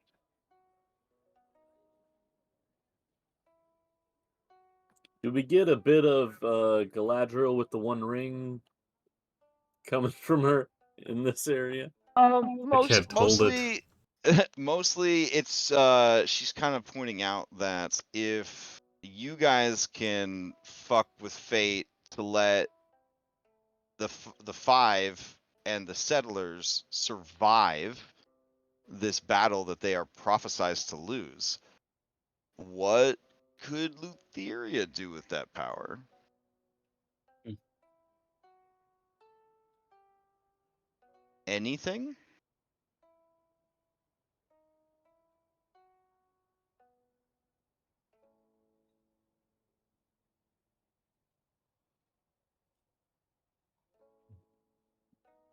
Well, I know we have a issue to solve ahead of us right now, and maybe looking past it would be a distraction for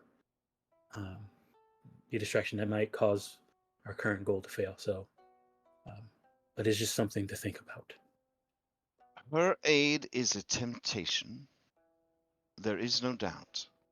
I have been tempted by it as well. Her undisguised hatred of her brother is no secret, even to him.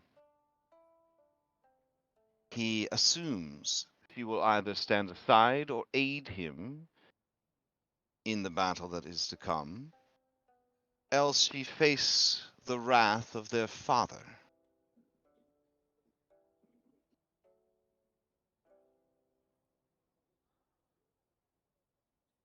I believe that without Sidon, his army will fail.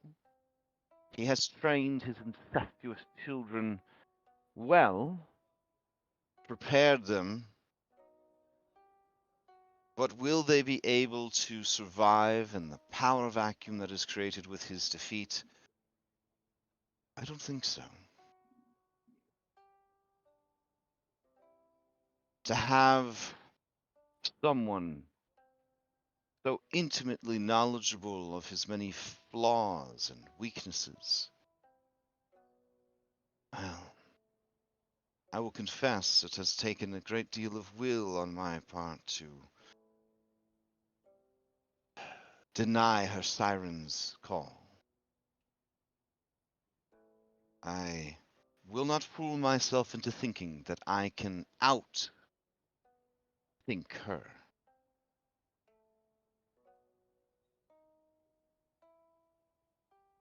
This is what she was made to do.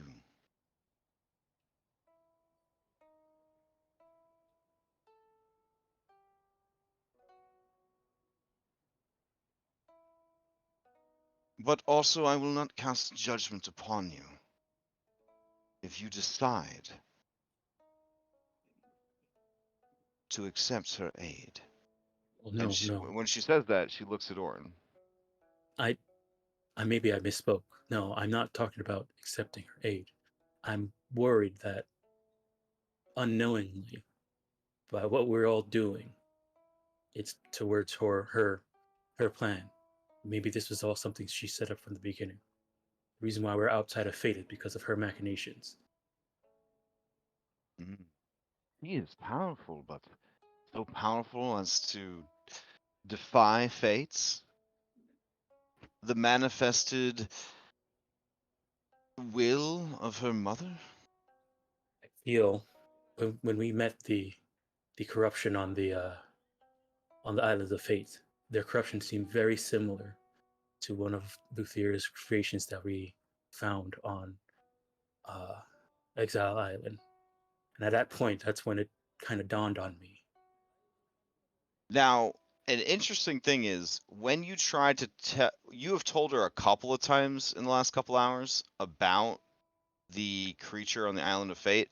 She remembers that Andronikos was like horribly mutilated. She remembers that Lutheria was involved, but like the specifics of it continue to elude her.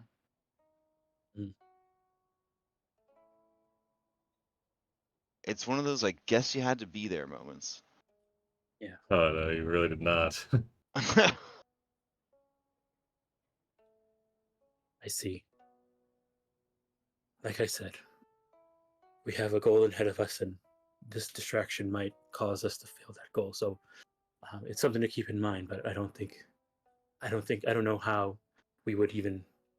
Well, Corinna says, Maya, my queen, if you start to question everything you do, how will you do anything?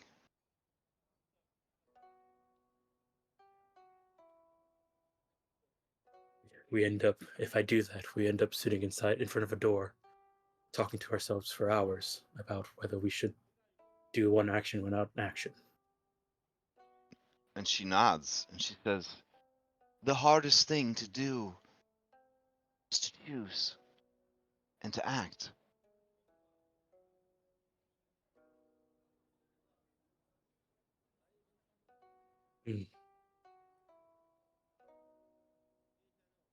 Dang, all the fucking callbacks this episode. Shit. Right. Take No. it back. That poor old man got put on a hold. Oh, Latest. you're thinking about that? Or I was thinking about Xander's Yeah, I was talking about Xander's. Xander's I challenge. was But thinking yeah, about that old you're guy going getting way back. You're going getting, way back. getting the Oh, snot kicked out damn. of him.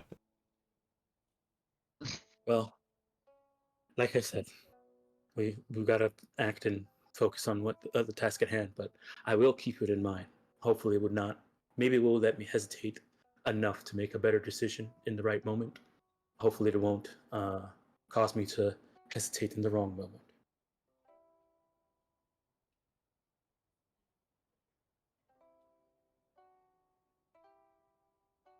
Can't hope to outthink her, so we keep moving towards our goals. Mm-hmm. If she helps us for some of them, then it'll get us to the ones where she won't be aiding us.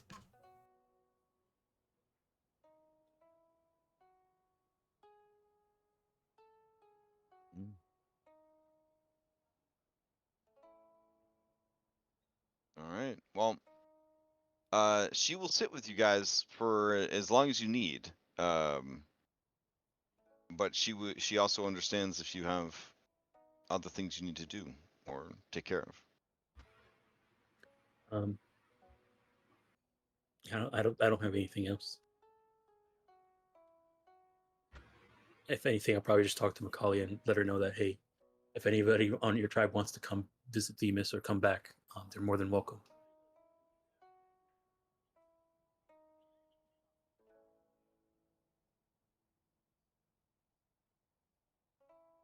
If you want to stay, it's also up to you to make the decision as well. Macaulay says, I was exiled by the former queens. Do you offer me an opportunity to return, Queen Maya? Absolutely. Then I would ask of you permission to stay here in Mytros, in the service of two queens, to act as a representative and liaison between our two nations. I wouldn't ask for a better liaison, Macaulay. She salutes you.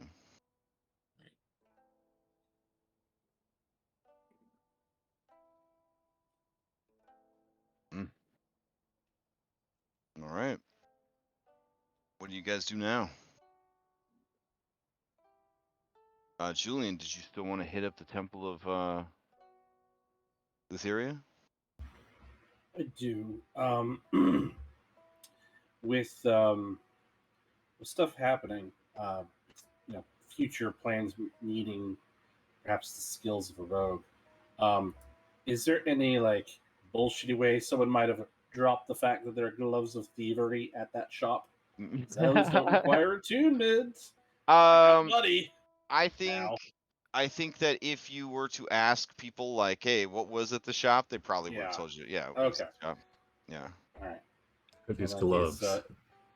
Gloves of thievery, I don't think require attunement, They which do makes not. them a very Which is nice why item. they're so damn expensive.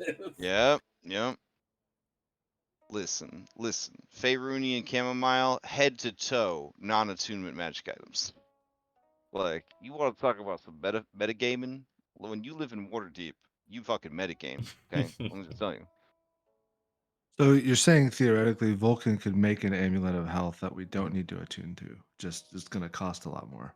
Oh my gosh. Yeah, I mean, something that strong that you wouldn't need to attune to would be god. Yeah, it would be like a god tier artifact. Hey, all right. yeah. I have a request for Vulcan. Or a And for Pathfinder the- 2e object for. Yeah. You never gained any other assistants or items for the rest of the campaign. He's working on it. Yeah. Steve-O whips out his book. Vulcan, sweetie, Vulcan. baby. I have a deal for you. All right. So, does anyone go with Julian to the Temple of Lutheria? Orin will. Okay. I guess I'll hero stack you. Anyone else? Otherwise, cameraman's gonna go. Gonna be honest, Corinna does not want to go to the Temple of Lutheria. That is Orin. Okay. Mine is not going. Okay. Andronikos, there's a god you might be able to piss off. No, I will not. Okay. All right. I will go start setting up the house as the hop headquarters in Mytros. Hype. Nice. Okay. Always forget the address getting up there. Man, maybe I could just clone the Nerdagen estate and just give you guys that. So, do I have the Nerdagen estate? I think it was so big we just used a bunch of pictures because it was such a big estate. Crash, doesn't look like gloves of thievery are in the items. Let me change. Oh, that's weird. They are not in mine either. They're probably not PTS at SRD. PTS snagged him. He knew that you were coming from. Oh. Yeah, but I've got all the D&D books in my compendium. That's kind of weird. Oh. All right, I'll make them for you. It's fine. Cool. Uh, Thanks. I'll yep. deduct the cost, unless there's some way Julian might be able to, Oh, negotiate down the price. these are specifically from the Dungeon Master's Guide. Okay. Well, all right. Let me.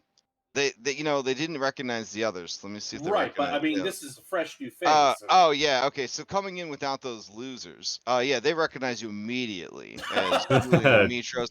They give you condolences about the death of your father. They ask you how your fiance is doing. You know, the fiance that you took with you on the trip that you never talked to or interact with, and then you started He didn't. fucking. He didn't take she the not go? fiance.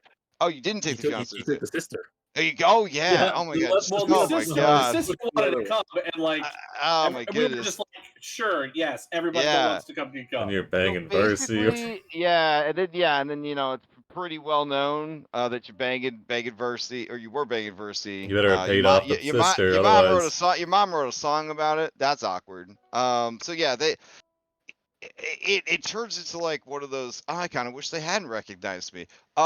So they do ask that you give a guest lecture at the academy before you leave town. If you're willing to do that, they can take 1,000 drachmae off the price. Are they just wanting me to make an appearance and like give a TED talk on something? Yep, or they want you to. Yep, they want you to give a TED talk. Yep, the Thylea equivalent of a TED talk. Okay. The way you yes. said that, Pathetic fantastic. A Tedicus talk, beautiful. Yeah. Yes, Is that- Julian is will actually agree to tele- give the Tedicus It's talk. actually, it's actually Telemachus talk. Oh my god. Oh man. All right. So I guess before you leave town, what would be a good time to do it? Like, and then how long are you guys gonna be in town? At least more than I guess 1 day, right? All right. So you agree, like maybe 2 days from now, you agree to do it? Yeah. 2 Okay. days. All right. So the 12th. All right. So they will see you at 10 a.m. on the 12th to give your TED talk. I mean, they got to get the word out. Like this is in the Yeah. evening, so like this is this is not unreasonable. Okay. Also, we got to give the short leave at least more than 1 day. All right. Julian's Tedicus talk. All right. I'm putting it on everyone's calendar. All right. So I'm assuming that next session I'm gonna have to have something, worked up for Julian's TED talk. Yeah, you gotta give these people their money's worth. You put in the amount of work that you want. I mean, at the end of the day, you could just be like, I roll a performance check, and I'm, as your DM would be like, that's fine, because accessibility. It'd be a higher DC though. Exactly. So that's why I gotta work something up. All right. So Julius Sock, 10 a.m. at Academy. All right. And who can view it? Everybody. All right. Save. There we go. It's on the calendar now. All right, so you can mark 1,000 off the price. All right. Create item.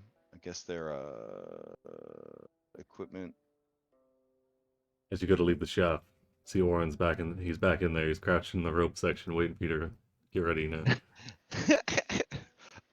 Julian, while you're in there, they do try to push real hard for this 14,500 drachmae loot box. So 1 in a million chance of a ring of you wishes. have a very vivid flashback to your mentor, the Lotus Witch, and a very bad scene where she purchased a loot box and did not get what she was after. It was real bad. So, yeah. A lot of people died that day. Julian will politely decline on the Okay. box. Fair. All right. Okay. So you're gonna head over to the Temple of Lutheria. Let's see. Do we still have that map? That place didn't get completely Oh yeah, destroyed. it did. Oh yeah. So I mean, this it kind of Yeah. There is a lot of blood Not on that map. completely destroyed, but I mean, Yeah. it Yeah. definitely needed a very deep cleaning. All right. Well, I mean, there was a chimera that kind of melted the. Okay. the Up to We'll the just go floor. to we'll just go to this map. All right. So you head on over to the temple. It's under new management. And as you approach, you are not really greeted, but you arrive and people, because it's nighttime now, people are on the benches in the gardens and they are drinking wine and publicly fornicating.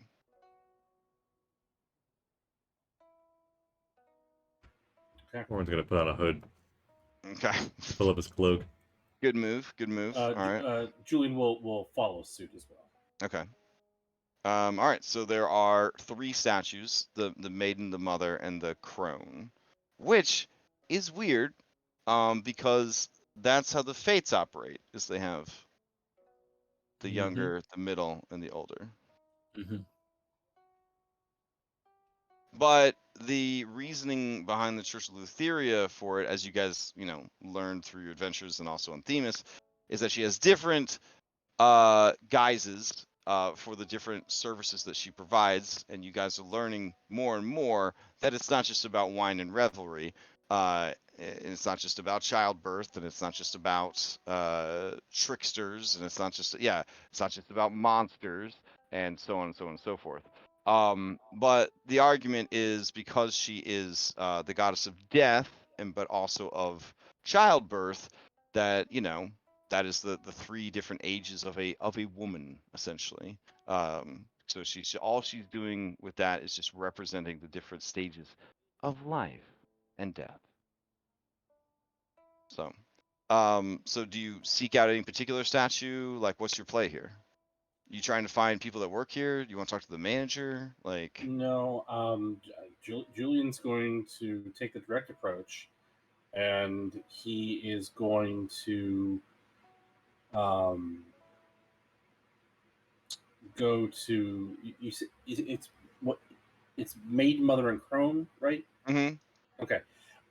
Julian is going to go to the crone statue because in his mind, crone, end of life, older, death, wisdom, things like that. And Julian will go up to that, and he will. I'm assuming no one's really listening in, and so he won't whisper, but he'll speak directly to the statue and say, "Lady Lutheria, I am sure you know what has happened, and I seek an audience with you." And he'll wait. Orin will put a hand on your shoulder, and then if you turn, he'll offer out a semi-expensive bottle of wine, and then nod towards the base of the statue. Julian will take the bottle of wine, uncork it, pour some out, and drink of it, and offer it back to Orin so that he may drink of it if he so wishes. He'll pour some out and then take a swig.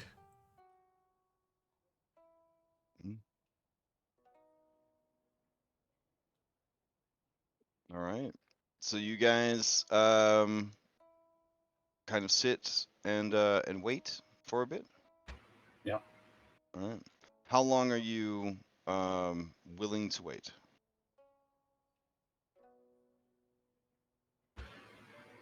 I think Julian's of the mindset that he's willing to wait as long as it takes. So if it basically until sunrise, he feels like the night, this is when she might be most active and willing to speak with him. But if she doesn't speak to him by sunrise, he'll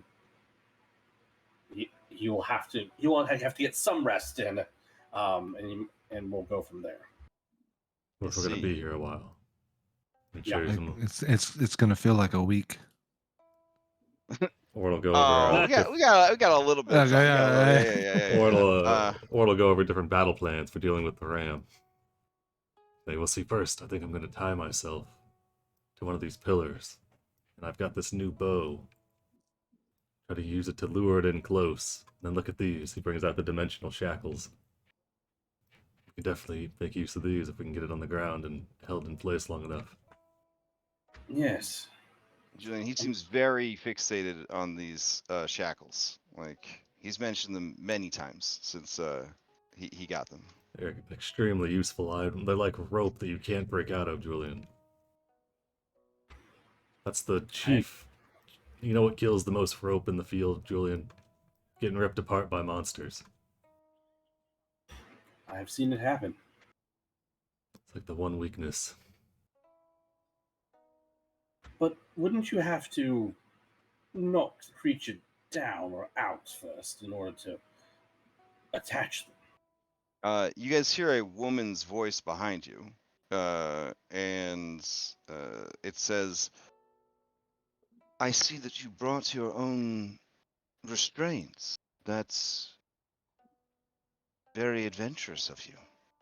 And you turn and you see a woman, maybe 5'2", dressed as a priestess of Lutheria. But right away, you know that something is amiss. For there is a third eye upon her forehead. Warren quickly puts the shackles away, merely going over plans to fulfill the request you made for Midas. The request I made. I am but a humble priestess, watching over the flock. And her gaze kind of drifts over the revelries that are transpiring all around you. Insight check. Oh, sure, go for it. With advantage, you got an 11. Oh, my mistake. Yeah. Warren Okay. goes. So anyway, Julian. I will also throw out an inside check. It's Lutheria. Okay. Okay. Of course, merely a humble observer. He And says, Julian what will brings wink you? at her. What brings you here, Julian of Mytros?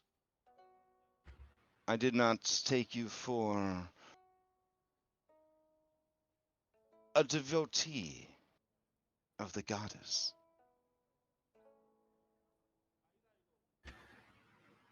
While I do not pray at the altar of Lutheria, I do respect her power and acknowledge that which is her domain. And I am moved to seek her guidance and understanding after the recent death of my father. She smiles at you.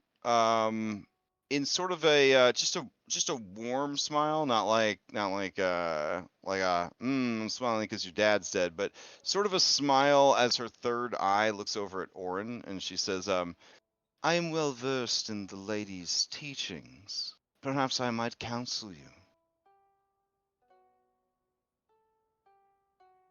If I could know her mind, I feel that might give me some. No, it would help me move forward. Closure is not something that would come of this, but perhaps I can gain knowledge to cope. We need not play too many games, Julian of Mytros. Lutheria oversaw the death of your father personally. It was fated and outside of anyone's control. But because of her fondness for you, she wanted to make it as painless as possible.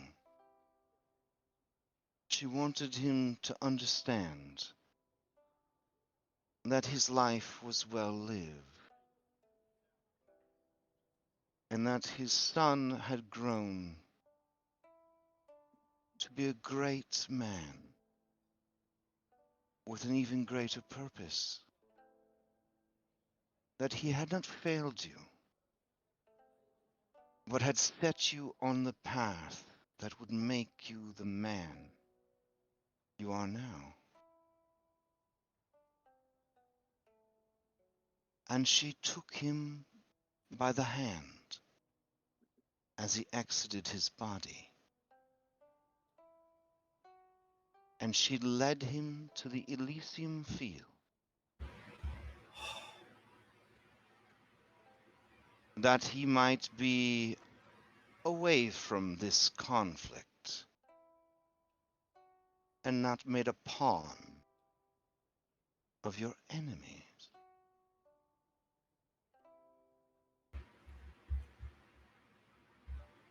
Julian desperately wants to believe that, but he wants to be sure. I'm going to roll another insight check.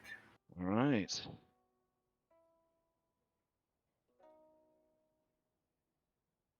It's like, dang, this is a well-informed priestess. Roleplay skills. Julian, I have good news. With your insight, you believe her 100%. That is...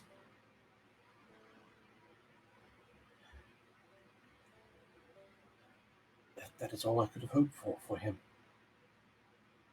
But what of others that you love? And what of those that you love and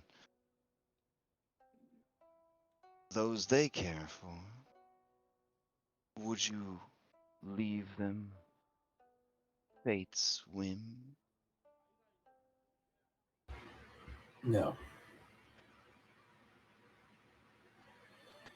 Clearly, this is merely the opening salvo. The fates must be addressed.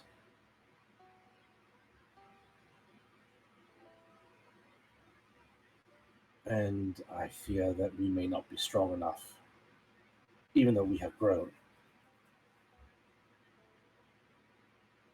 to face them. They see much,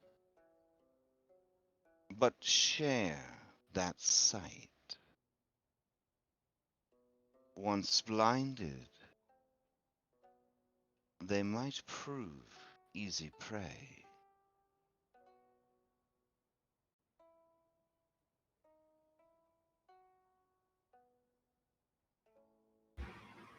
Where can we learn the method of blinding and disorienting them? Their sight is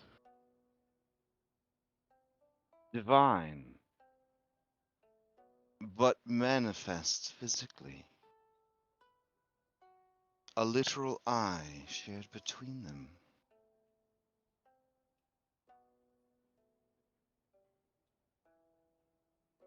Pluck it out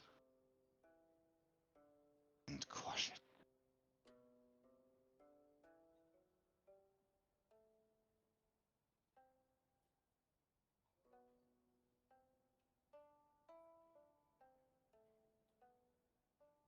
As far as the Guardians are concerned, surely a man of science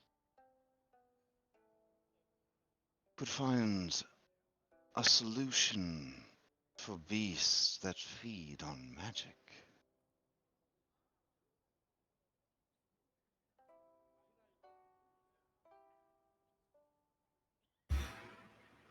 I've been working on that, and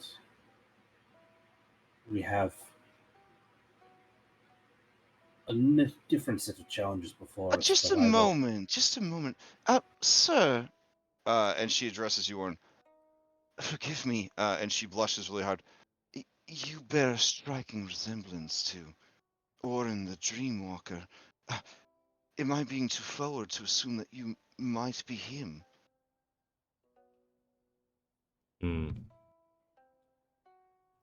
Warren pulls the cloak like closer to hide from the surrounding people but addresses her as that's This is correct. this is a passive 26 deception here. Yep, because that's correct. I guess with advantage because of this disguise, so that would be a 31. So Yeah, I don't know, kind of sussed about Julian just kind of spilling out everything to this random priestess. I mean, she's pretty hot, and I mean, old habits die hard. That's his angle, yeah. Yeah. Oren nods says, yes, I am Oren of Mytros. Oh my goodness, this is incredible. Is it true that you have stood in the presence of Lady Lutheria herself? A few times. I've been graced by the experience. Is she as breathtakingly beautiful as they say?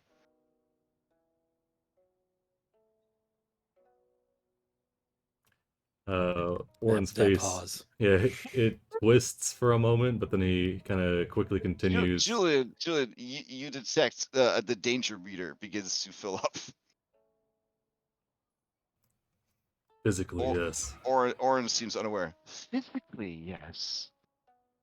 What does that mean? That means my friend is a fool. He does not know how good it can be. She attains the highest levels of beauty that I think one would seek. Physically. Is she more beautiful than Narcissus, the god of beauty? I think Oren's still under the charm effect, so.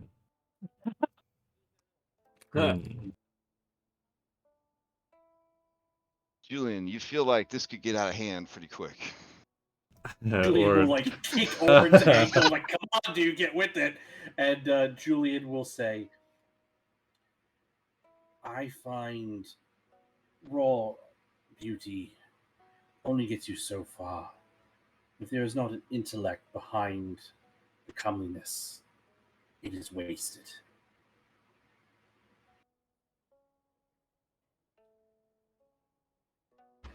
Can you guys hear me? Yeah, I can hear you. Okay. Give me a persuasion. Give me persuasion. Okay. I'm going to use one of my DM inspirations because Okay. I feel it's necessary at this point in time. No, that was a good call. All right. She says, oh, Julian, you certainly have a way with words. Were it that I could speak with Lady Lutheria myself, I would speak of your loquacious silver tongue. A dreamwalker, it was a pleasure. I must attend to those in revelry to make sure they do not harm themselves overly much. A bit of biting and blood loss is expected, but new life must be ushered in. Good night, gentlemen. Good night. And she sachets away. It's weird. She kind of walks a little bit like your boss, but like too short to be your boss. Wrong color palette. Like the hair should be white and the skin should be purple, but it's flipped. So it's like, nice try, lady. Yeah, Oren glances around and says, yeah, it's good that this place has been renovated. I wonder how much longer we'll have to wait around for.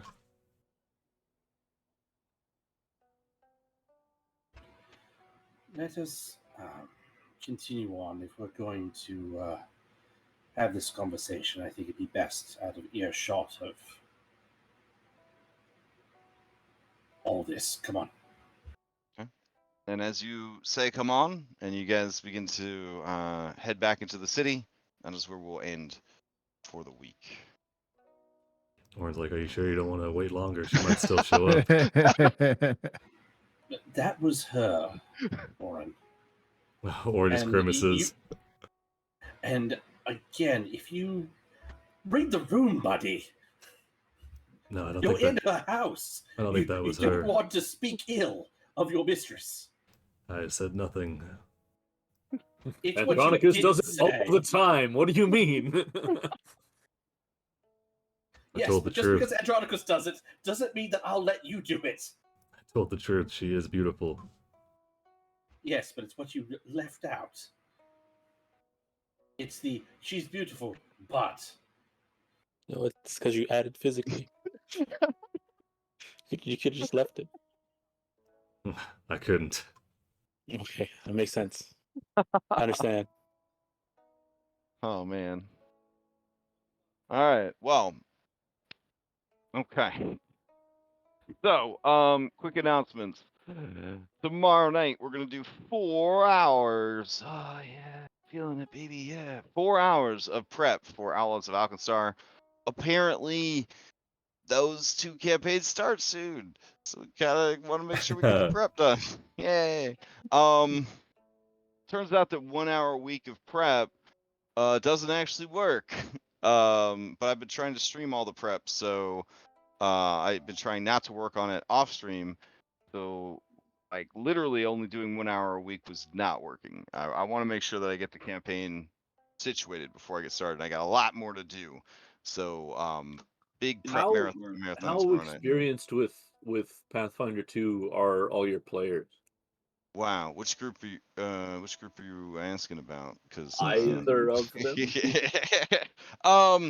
so Josh, who is Butler Log, you may have seen him around chat in the server. The 2E He Sage. he's a living embodiment of the rules. He is an Irenaeus of our We have world. Tom, the Foundry Sage, and we have this guy, the Pathfinder Sage. Absolutely. I am happy that in my very minor role as like a Z-list influencer, I was able to get him to try Pathfinder 2 because he has come home. Like a Southern Baptist saved by Jesus Christ. He has found his game, and he love it. And his enthusiasm about the game keeps me from being a hater. Because I don't really like anything. So yeah, Takes all so yeah, sorts. he's very knowledgeable of the game. Probably the most knowledgeable of all of the players across the 2 games. But I would say that the players are on average more knowledgeable about the rules of Pathfinder 2 than I am. So one of the underlying themes, which I think will make it a very authentic Pathfinder 2 experience, is going to be how many times per night someone says, "Well, actually." I was asking because I was hoping maybe you would do a sort of like, this is Pathfinder sort of as you go, because I am Oh, interested but not experienced. I read like So all the rules on stream, like back what, 3 months ago, 4 months back in February, I want to Yeah, say. Andronikos. Yeah, why weren't you there? No, I'm just saying. I was If you're there. if you're looking for something to listen to, I do read through like all the Pathfinder like rules and stuff. There is also a really good series. I think it's called How It's Played. I want to say How It's Played. And he does a phenomenal job. the board game guy? Is it How It's Played? Pathfinder? Let me see. Yeah, How It's Played, the board Oh, game cool. guy. Yep. So, Awesome. he's got that great voice that's like Yeah. kind of nerdy, but not so nerdy that you can't listen to it for a long time. Yeah, but like nerdy enough that you trust him to talk about Pathfinder. You know what I'm saying? Yeah, Nice. yeah. So like, There's yeah, a- he does a great job with that series. So, There's also a few people on the server running one shots, like mhm. 2 shots, and like if you don't know anything, feel free. I mean, I'm from what I can say, all the one shots here are very open to people who have no idea what Pathfinder is and are just trying to figure it out. Well, So I'm deep in Call of Cthulhu prep mode right Mhm. now, so I don't Nice. know if okay. I can actively like listen to just rules, but I think Oh, yeah, listening yeah. to a game while they're being applied. So our better. Tuesday night game, Abomination Vaults, the whole premise is I went on just start playing, and I found a Pathfinder GM, and I was like, listen, bro, I will make a group. I will put a fucking group together. We'll all give you money if you teach us how to play Pathfinder. Like, don't just run it. Like, teach us how to play Pathfinder. And so that's pretty much every week, and we test this guy right? Because we're 5e players where it's basically just friends playing make believe. That's the rule system for 5e.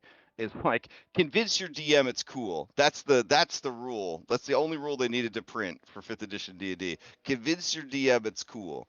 And like we're like, well, can we do this thing that 100% doesn't exist? And he's like, ah. And then we got a couple of viewers, one of which goes by the name of Dr. Robin Zorro, who's a real doctor, by the way.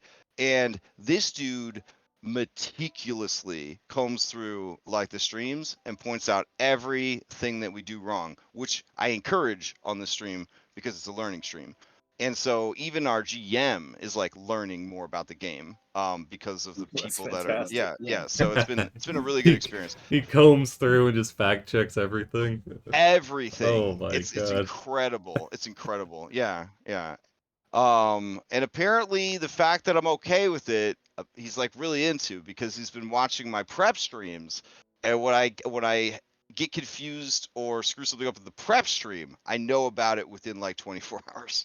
So so there'll be a lot of like learning in these games. Nice. That being said, I'm kind of an expert on cowboy crime now because I did watch all 3 seasons of Deadwood and the movie. Nice. Yeah, and I saw that Yeah. you also got a solid background on like that one culture with their 6 subcultures, and each Oh my god, yeah, has I have put probably Ed? 6 hours Next? into lore. I have put like 6 hours into yeah. lore I study. was listening to that like Crash, holy can you tell me shit. about? Can you tell me about next?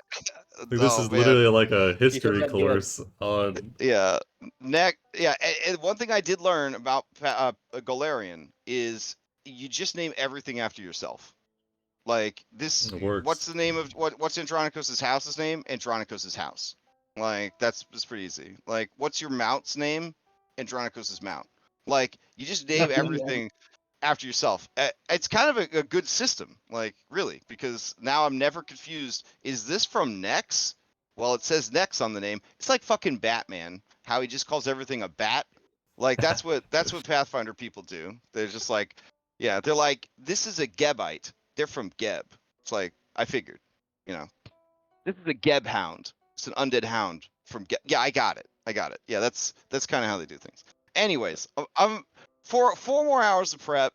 I'm gonna try not to go too deep into the lore, but what happens when I'm prepping this campaign is I don't know shit for shit about it because I haven't played Pathfinder in like 15 years or something. Thank God. And Pathfinder 2 takes place like 10,000 years after Pathfinder 1, so they kind of like mixed all the lore up anyways. And so like I'll be doing the adventure, and they're very, I don't even know the word. Is it pandactic? Pedantic? Yeah, Pedantic. right? They're a bunch of fucking nerds, okay? And they use big words. I have a bachelor's of science, okay? I have to look up half the fucking vocabulary words that they use. They're not writing at a 5th grade level. Let me just say that, okay? And so like I'm like, this isn't very accessible for your international customers who are struggling to read this English book so that they can play your game. And you're throwing the biggest fucking word of the week Scrabble bingo words at them. Like it's not appropriate. It's not appropriate for 2023. And then they drop like the lore. Like all I do all day is buy their $50 364-page lore books and memorize them. They're like, oh yes, and then this obscure name is going to be there, and they're going to be talking about this obscure thing that happened in this obscure part of history. And so we have to stop the prep, and we have to figure out what the fuck they're talking about, and then we go down like a rabbit hole of lore. And then we have to come back up for air and get back to prepping the adventure. It's been a whole experience. Not a bad one because I love the lore and I love the monsters. They've got so many cool, like original and unique monsters. I haven't seen a single fucking bugbear. Oh, what? Yeah, I haven't seen any mention of a figurine of wondrous kind, Silver Raven. So I'm feeling pretty confident. No monster has had claw bite as a attack sequence. So I'm feeling pretty good about a lot of it. But it is like a lot. I feel like I'm back in college, just trying to understand all this stuff. It's a lot, but I am hopeful. I am hopeful. I think it'll be good. But it's a lot of new stuff for me. It's a first time running Pathfinder 2, first time running a cowboy game. Not my first time running a steampunk game, but my first time running a cowboy game. And I guess it's my first time running a crime drama. So I'm kind of interested to see how it turns out. I don't know. That feels like the entire point of Skull and Shackles. yeah, I guess. Though, more crime. But I will say, right, that Skull and Shackles technically took place in a bastardized version of Galarian. So Yep, I do know some of it, but I'm like 800 miles to the east of where the Shackles are. So they mention the Shackles and shit from the Shackles, and I'm like, I know that. But everything else is like completely alien to me. But it does make me miss Skull and Shackles tremendously. To hear all the mentions of it and the talk about it and things like that. Yeah. And I do feel like you could run a real awesome pirate game with Pathfinder 2e. Pathfinder 2e is a good system. Like, I really think it's a good Skull and system. Shackles Redux. Oh man. Oh, I yo. am secretly working on a Sky Pirates mini campaign setting. So we'll see. We'll see what happens. Crash, if you need more fuel for the Cowboy Fire, Hell on Wheels is a very good series as well. All right, Hell on Wheels. Okay. It Let is me give you AMC. let Yeah, me give you- you let me give you you can- a reverse recommendation. Don't watch Bone Tomahawk. Oh, I know exactly why not to. Yeah, it's Yeah. my. By the way, that is my brother's favorite movie, and I cannot figure out why. You should not let your brother watch your children. I Yeah. won't ever. Yeah. Yeah, no. Yeah, I won't. that's deeply disturbing. That would That's be a someone. huge red flag there. Sorry. Yeah. I mean, the genes came from somewhere. You know what I mean? That's Yeah. the wild synopsis here. So, Wait, what? anyways, on Tuesday we're gonna play Abomination Vaults, and Dom's gonna run Cyberpunk Red, and they need another player. We do. And if you are available to play in a game on Tuesday nights, and I find out that you signed up for another fantasy game when you could have had the fine palate cleanser that is Dom's sci-fi game, I'm gonna lose a lot of respect for you. Just put it out there. Yeah, I'm do you immune want to that. I'm immune to that though because I Mm. had to join a game to learn Pathfinder. That's the only reason I didn't play in Mhm. Cyberpunk. It's not because the I'm in rule 3 system games. was. Yeah. All right, let Yeah. me delete these submissions real quick. But it's no.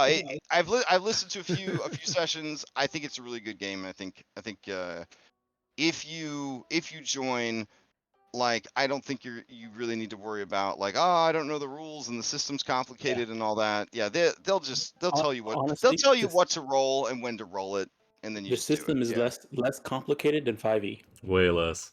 Yeah.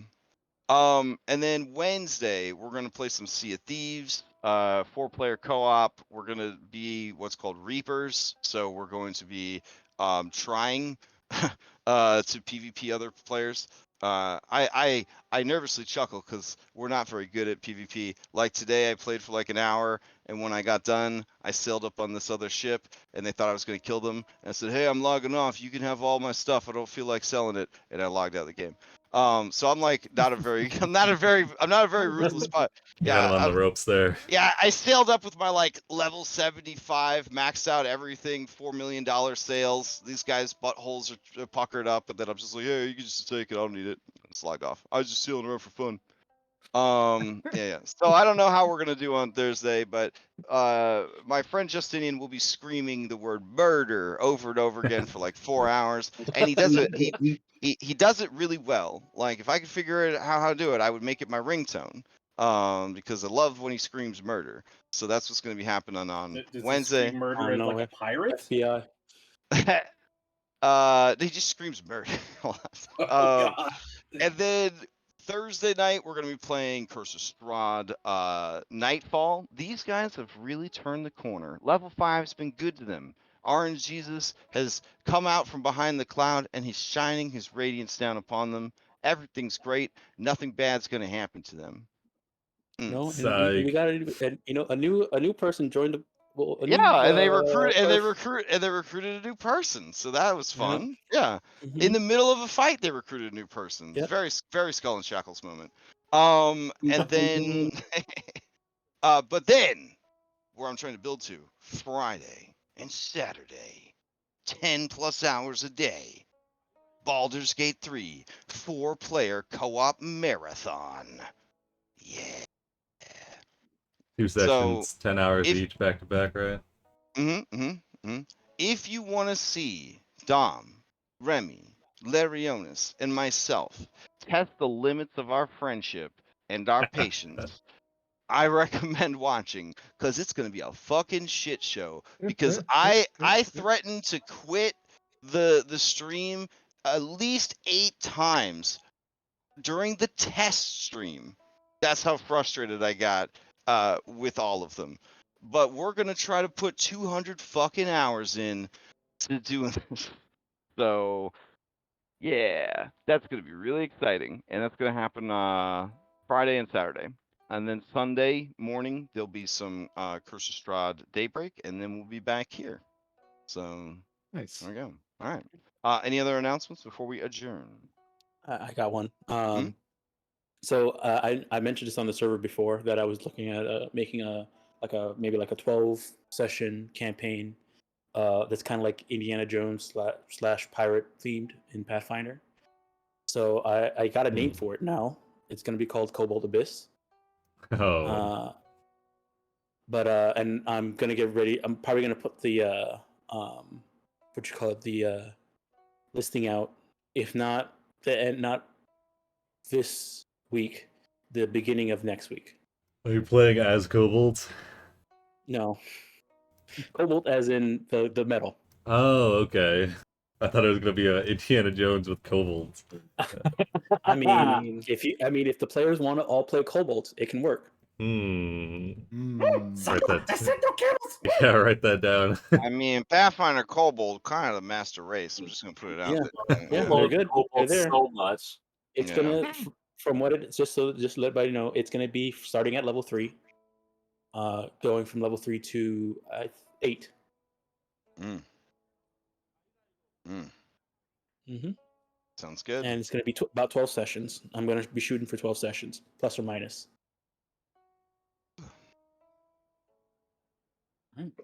All right. So look out for that on the server.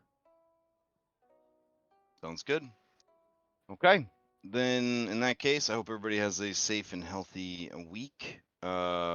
Next week we have no Andronikos. They're going to some kind of gaming convention about Dungeons and Dragons. Gen Con. That's what they're going to. This is proposed and I wish I could go. Oh well. It's a lot. It's some I'm good jealous. energy at Gen Con. Some good energy at Gen Con. So yeah. Anyways. But yeah, hope everybody has a good week and a safe trip, and see you guys around the server. All right, thanks for the Good game. night. Thanks again, Crash. Yeah. Thanks everybody for tuning in.